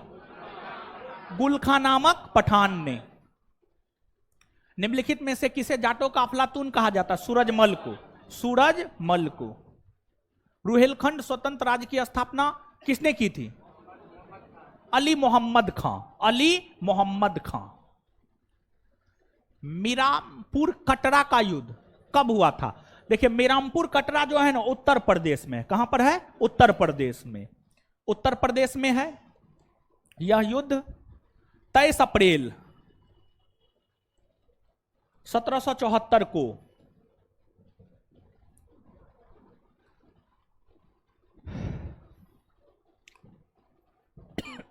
अवध के नवाब और रोहिला सरदार के बीच हुआ था। रोहिला सरदार के बीच हुआ था। इस युद्ध में अवध के नवाब का साथ ब्रिटिश ईस्ट इंडिया कंपनी दे रहा था। British east India company Awadh का साथ दे रहा था। इसी वजह से इस युद्ध में अवध की जीत हुई, रोहिल्ला सरदार की हार हुई। इस युद्ध को प्रथम रोहिल्ला युद्ध भी कहा जाता है। इस युद्ध को 1774 होगा। 1774 ही तो बोले थे, लिख दिए 44, 1774 बोले थे। 1774 ईस्वी में बिरामपुर कटरा उत्तर प्रदेश में है। बिरामपुर कटरा का युद्ध 23 अप्रैल या 13 अप्रैल, 23 अप्रैल ही होगा। 23 अप्रैल 1774 ईस्वी को अवध के नवाब और रोहिल्ला सरदार के बीच हुआ था। समझ गए? रुहेलखंड या रोहिल्ला सरदार के बीच हुआ था। इस युद्ध में जो है अवध की जीत हुई, रोहिल्ला सरदार या रुहेलखंड सरदार की हार हुई थी। आंसर हो जाएगा 1774। 1774। भरतपुर के जाट राज्य के संस्थापक चूड़ामन और बदन सिंह। चूड़ामन और बदन सिंह जाट खेतीहरों की एक जाति थी जो रहा करते थे दिल्ली, आगरा, मथुरा, ऊपर सभी जगह इन्हीं क्षेत्रों में रहा करती थी। कर्नाटक में स्वतंत्र राज्य के संस्थापक सादत उल्ला खां। सादत उल्ला खां। कर्नाटक के स्वतंत्र राज्य की राजधानी अर्काट, समझ गया? अर्काट। आंसर में दिया होगा ट्रावनकोर। आंसर में देखिए बी दिया हुआ है। हाँ, बी दिया हुआ है। ये आंसर गलत है, ठीक है। दूसरा नंबर चैप्टर में ये तीसरा गलत है आंसर, तीसरा आंसर गलत है, ठीक है। ट्रावनकोर दिया हुआ है, ट्रावनकोर को काट करके अर्काट कीजिए। अर्काट था राजधानी। अर्काट कहां था? अर्काट, सही कर लीजिए। ये आंसर गलत था। सही किए। निम्नलिखित में से कौन मुर्शिद कुली खां के विरुद्ध बड़ी बगावत करने वालों में से था? सीताराम रे थे, उदय नारायण भी था, गुलाम मोहम्मद भी था, राजबल्लभ नहीं था। आंसर 1, 2 और 4। 1751 ईस्वी में अलीवर्दी खान ने यथार्थ रूप से उड़ीसा का समर्पण निम्नांकित को कर दिया। रघुजी भोसले, रघुजी भोसले। बंगाल का नवाब मुगल सूबेदार मुर्शिद कुली खां मूलतः एक दक्षिण भारतीय ब्राह्मण था, एक दक्षिण भारतीय ब्राह्मण था। मीर कासिम द्वारा कंपनी को प्रदत्त जमींदारी में कौन सा जिला सम्मिलित नहीं था? मुजफ्फरपुर शामिल नहीं था, बाद बाकी सब था।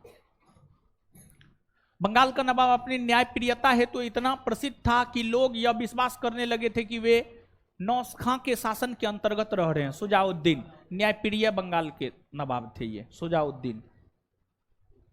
कौन सा युग्म सुमेलित नहीं है? सुमेलित नहीं है। दुर्लभ बंगाल नवाब का कोषाध्यक्ष सही है। जगत सेठ मुर्शिदाबाद का सेठ सही है। मोहम्मद रजा खां बिहार का दीवान नहीं। मोहम्मद रजा खां बंगाल का दीवान। राजा सीताराम बंगाल का दीवान नहीं, बिहार का दीवान। कौन कौन सुमेलित नहीं है? 3 और 4। आधुनिक भारत का प्रथम अकाल 1770 में सर्वप्रथम कहां पड़ा? बंगाल में। बहुत अच्छा क्वेश्चन है, कहीं नहीं मिलेगा। निजाम उल मुल्क ने हिंदुओं के प्रति उदार की नीति अपनाते हुए उसने किस हिंदू को अपना दीवान नियुक्त किया था? पूरनचंद। ये भी बहुत अच्छा क्वेश्चन है। खत्म हो गया। चलिए, तो पहला नंबर, दूसरा नंबर है। चैप्टर का क्या नाम दिए? चैप्टर का नाम दिया होगा अवध। क्या दिया? हम तो देखिए लेते हैं, उस रोज भी समझाए थे।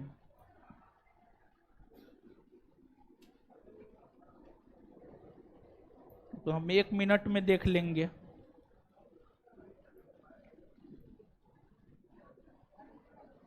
अपना कोई कॉमन सेंस लगेबे नहीं करता है।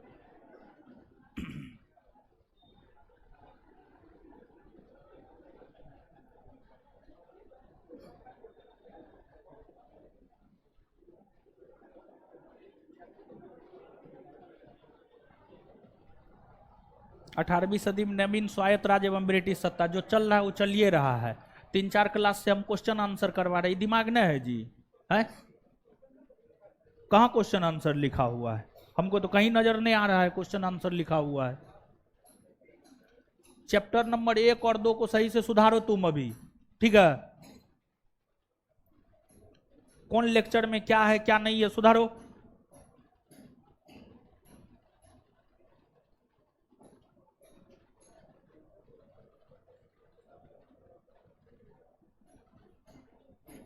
चलिए,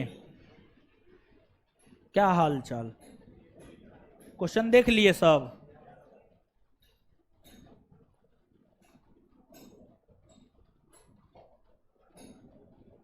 बताइए विद्यार्थी सब कितना अथी है कि क्वेश्चन बुक का रेट पूछता है कि सर बुक कितना में देता है। गर्लफ्रेंड से मिलने जाएगा, उसको 500 के लिपस्टिक के जगह 1000 का लिपस्टिक खरीद के देगा, समझे? हाँ, बुक का रेट पूछेगा। तब नहीं पूछने आएगा कि 50 रुपया का दे कि 5 रुपया का दे। हाँ, बुक का रेट पूछता है। अजीब नमूना सब है।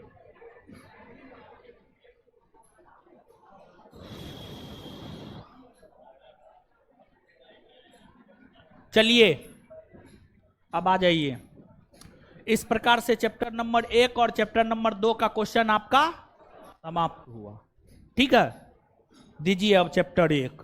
बोले थे याद करके आने के लिए।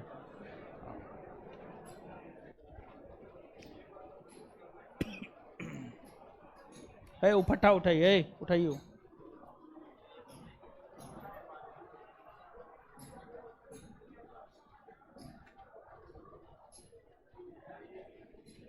खड़ा होइए चश्मा वाला।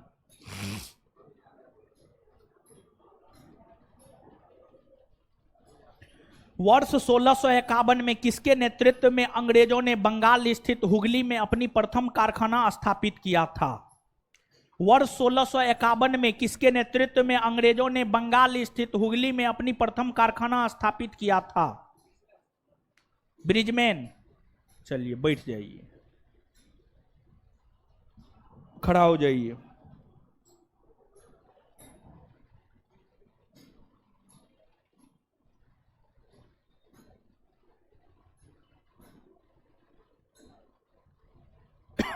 नीला जल योजना से संबंधित कौन है?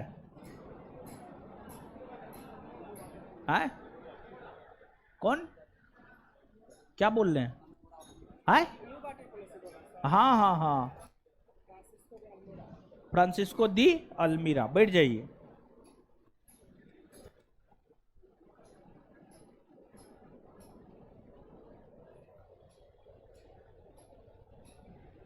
खड़ा हो जाइए।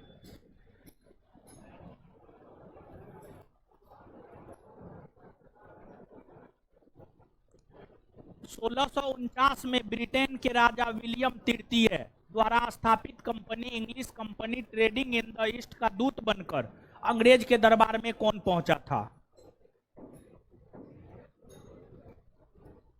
1698 ईस्वी में ब्रिटेन के राजा विलियम तृतीय द्वारा स्थापित company English company trading in the east का दूत बनकर अंग्रेज के दरबार में कौन पहुंचा था?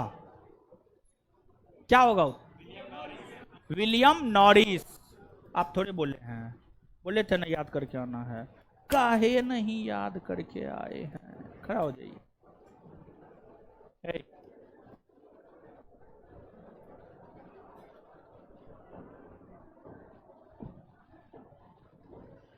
किस यूरोपियों ने भारत में प्रथमतः सामुद्रिक व्यापारी केंद्र स्थापित किया? सामुद्रिक व्यापारी केंद्र। पुर्तगाली। बैठ जाइए, खड़ा हो जाइए पीछे वाली।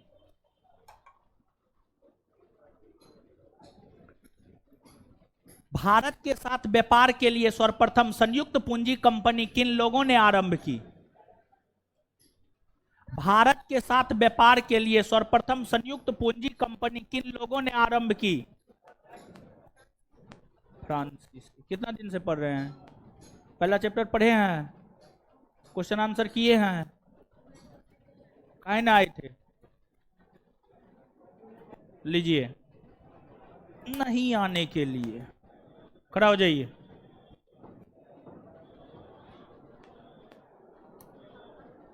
हटे हटे यहां पे।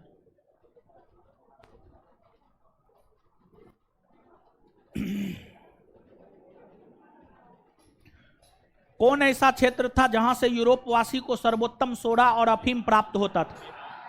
बिहार। बैठ जाइए, खड़ा हो जाइए।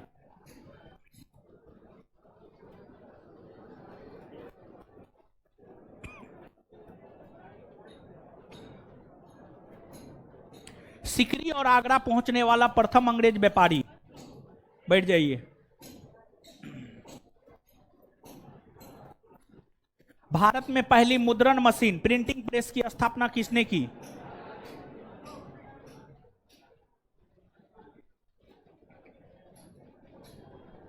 पुर्तगालियों ने की। आपको छोड़ देते हैं, शादीशुदा है, बहुत जिम्मेवारी होता है इन लोग के साथ, लेकिन ऐसे कीजिएगा तो रिजल्ट होगा।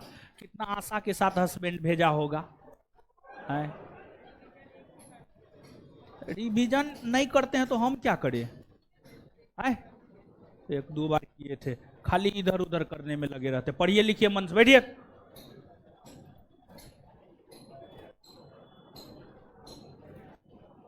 भारत से भारतीय वस्त्रों को निर्यात का वस्तु बनाने का श्रेय किसको जाता है? डच। बैठ जाइए। है खड़ा होइए, खड़ा होइए।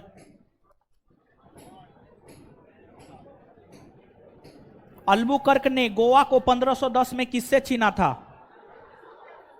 है? बीजापुर के सुल्तान का क्या नाम था? क्या नाम था? अब्दुल्ला यूसुफ आदिल शाह।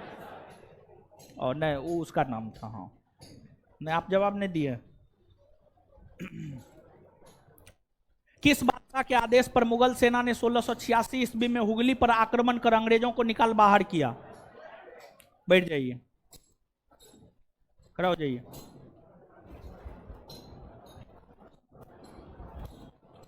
पांडिचेरी का संस्थापक कौन है? पढ़े हैं ना? तो जवाब कौन देगा? तो याद नहीं किए हैं तो कब याद कीजिएगा? परीक्षा के बाद। नहीं पता था? पिछले क्लास में आए थे ना जी? काहे नहीं आए थे? डेली आइए, बैठ जाइए। ए लड़की खड़ा होइए, पीछे वाली खड़ा होइए। अंबुर का युद्ध कब लड़ा गया है? 1749। बैठ जाइए, पीछे वाली खड़ा होइए।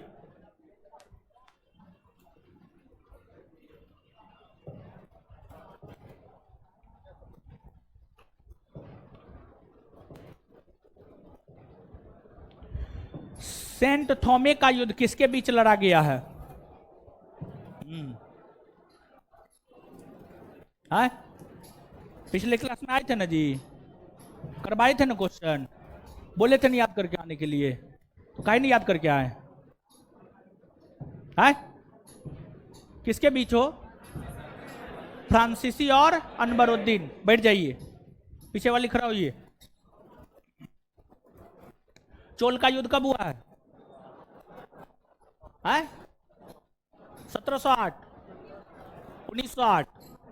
अच्छा, 1908 में हुआ है, 1508 में हुआ, 1508 में हुआ। बैठ जाइए, पढ़ा लिखा कीजिए।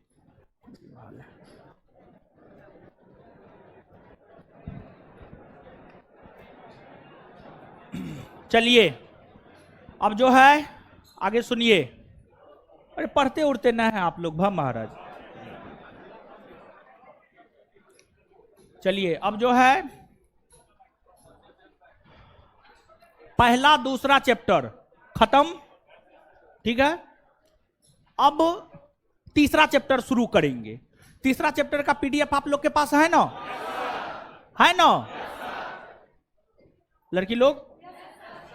हाँ, तीसरा चैप्टर का पीडीएफ लेते आइएगा। तीसरा चैप्टर शुरू करेंगे, और ध्यान में रखिएगा अगले क्लास में जब हम आएंगे तो इसी तरह पढ़ाने के बाद अंतिम में क्वेश्चन पूछेंगे, पहला और दूसरा का, ठीक है? हाँ,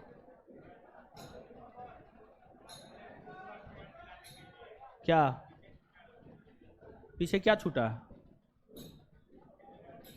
है? अच्छा ठीक है, बैठिए। हाँ, चलिए, अब जो है आगे होमवर्क सब की बात करते। क्या दे होमवर्क? जो पढ़ाते हैं वो तो आप लोग यादें नहीं करके आते, समझ गए?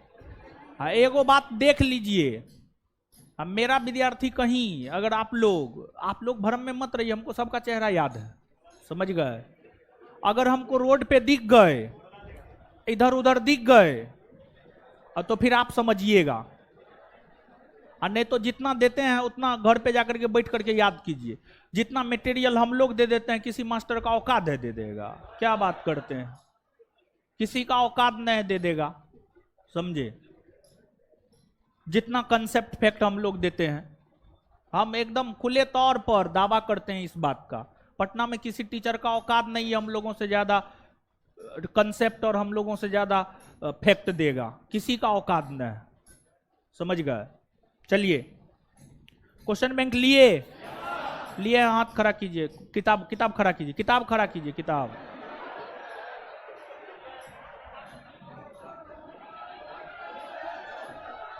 चलिए ठीक है, भले ले लिए।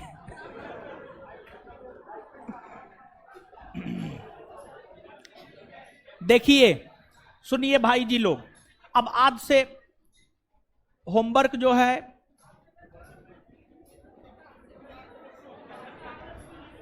अच्छा छोड़िए, आज से नहीं, सोमवार से देंगे, सोमवार से देंगे। और सुनिए सुनिए ना, कल जो है आपका क्लास भी है अपने टाइम से। केमिस्ट्री चौथा नंबर चैप्टर चल रहा है, मेरे ख्याल से चौथा नंबर चैप्टर चल रहा है।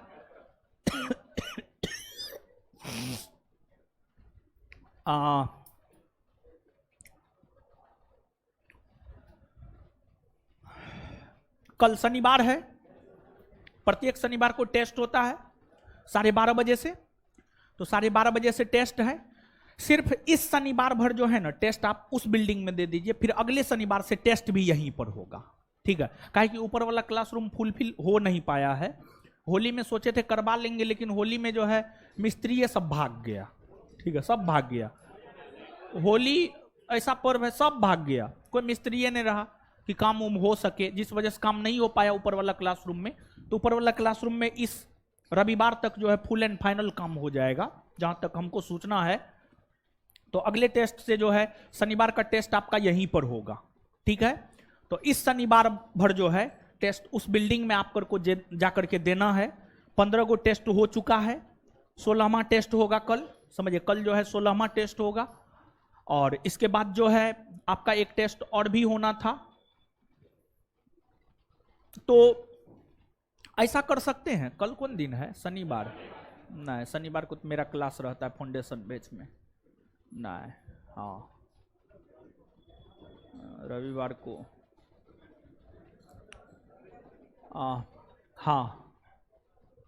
हाँ टेस्ट आप लोग का होना है।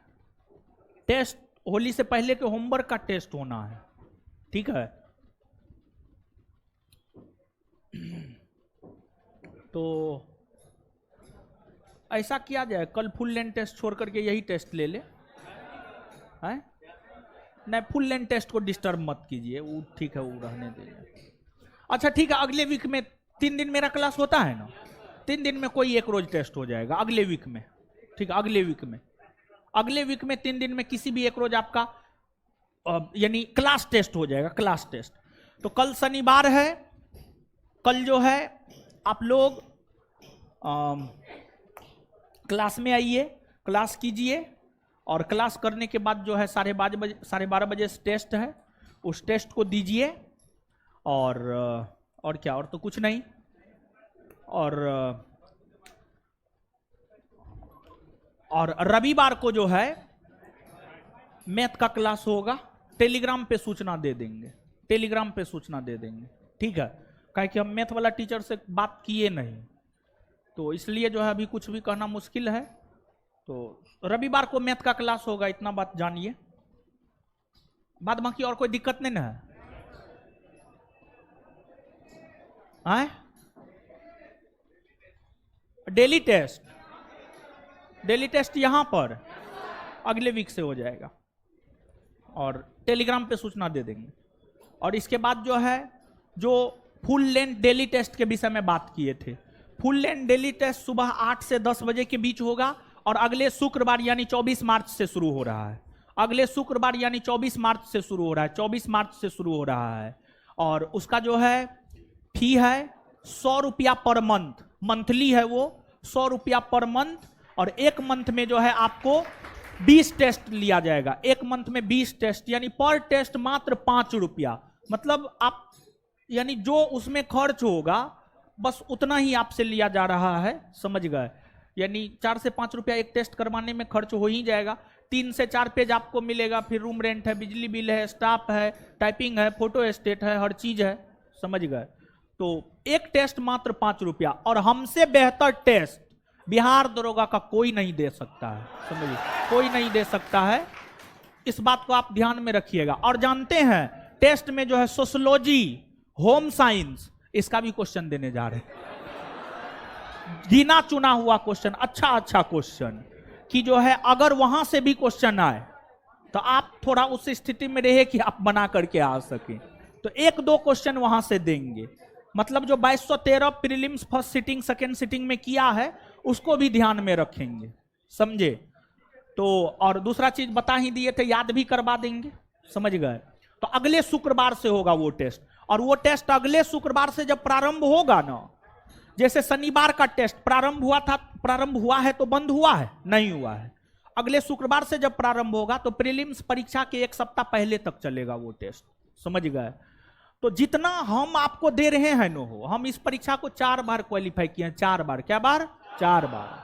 जितना हम आपको दे रहे हैं ना सफिशियंट है, इधर उधर मुंह मारने की जरूरत नहीं है। बस जरूरत है जो दे रहे हैं रूम पर ले जाइए, खिड़की के बारी बंद करके पागल की तरह रटिए, समझ गए? और कोई दिक्कत नहीं ना? चलिए फिर मिलते हैं। इधर से निकल जाइएगा, इधर काम हो रहा है कुछ। धन्यवाद। और कोई दिक्कत होगा तो हमको बोलिएगा। हाँ हाँ हाँ हाँ हाँ। टेस्ट में एडमिशन लेना जरूरी।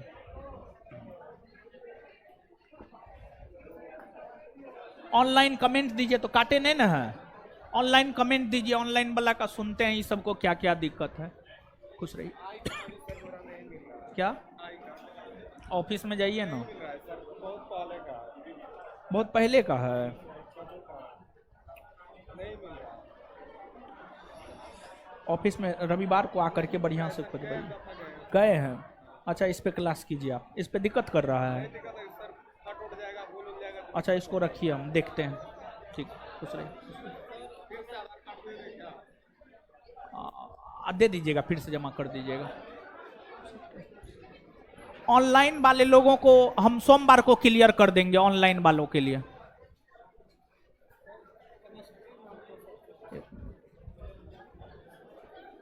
हाँ,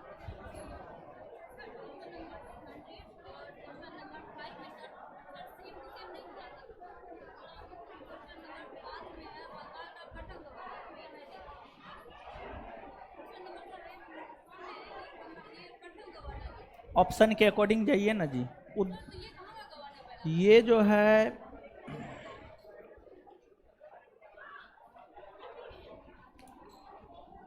क्वेश्चन नंबर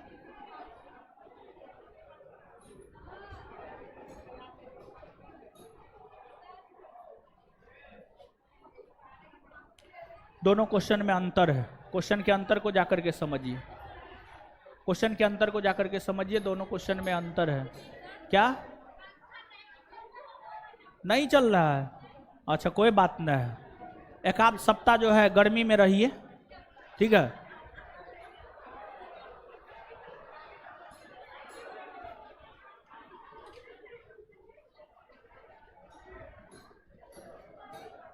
ऑनलाइन वाला के लिए सोचेंगे, बताएंगे अगले क्लास में।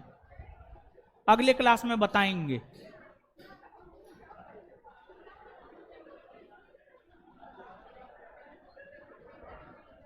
दोनों क्वेश्चन में अंतर है, ठीक है। कौन चीज हो? नहीं, जो है उसमें वो सही है, जो है उसमें सही है। ऑनलाइन टेस्ट के विषय में अगले क्लास में बताएंगे, अगले क्लास में बताएंगे।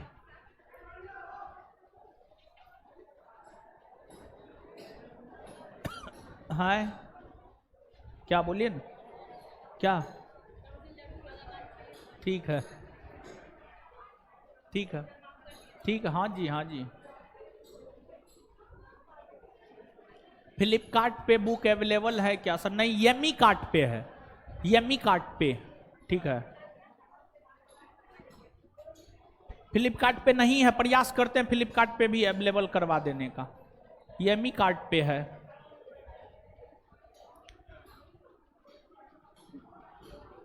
अच्छा, ऑनलाइन वालों का भी देखेंगे, कुछ ना कुछ करेंगे। ठीक है, ऑनलाइन भी टेस्ट दे देंगे। बोलिए। हाँ, क्या? अच्छा, ठीक है, देखते हैं, देखते हैं।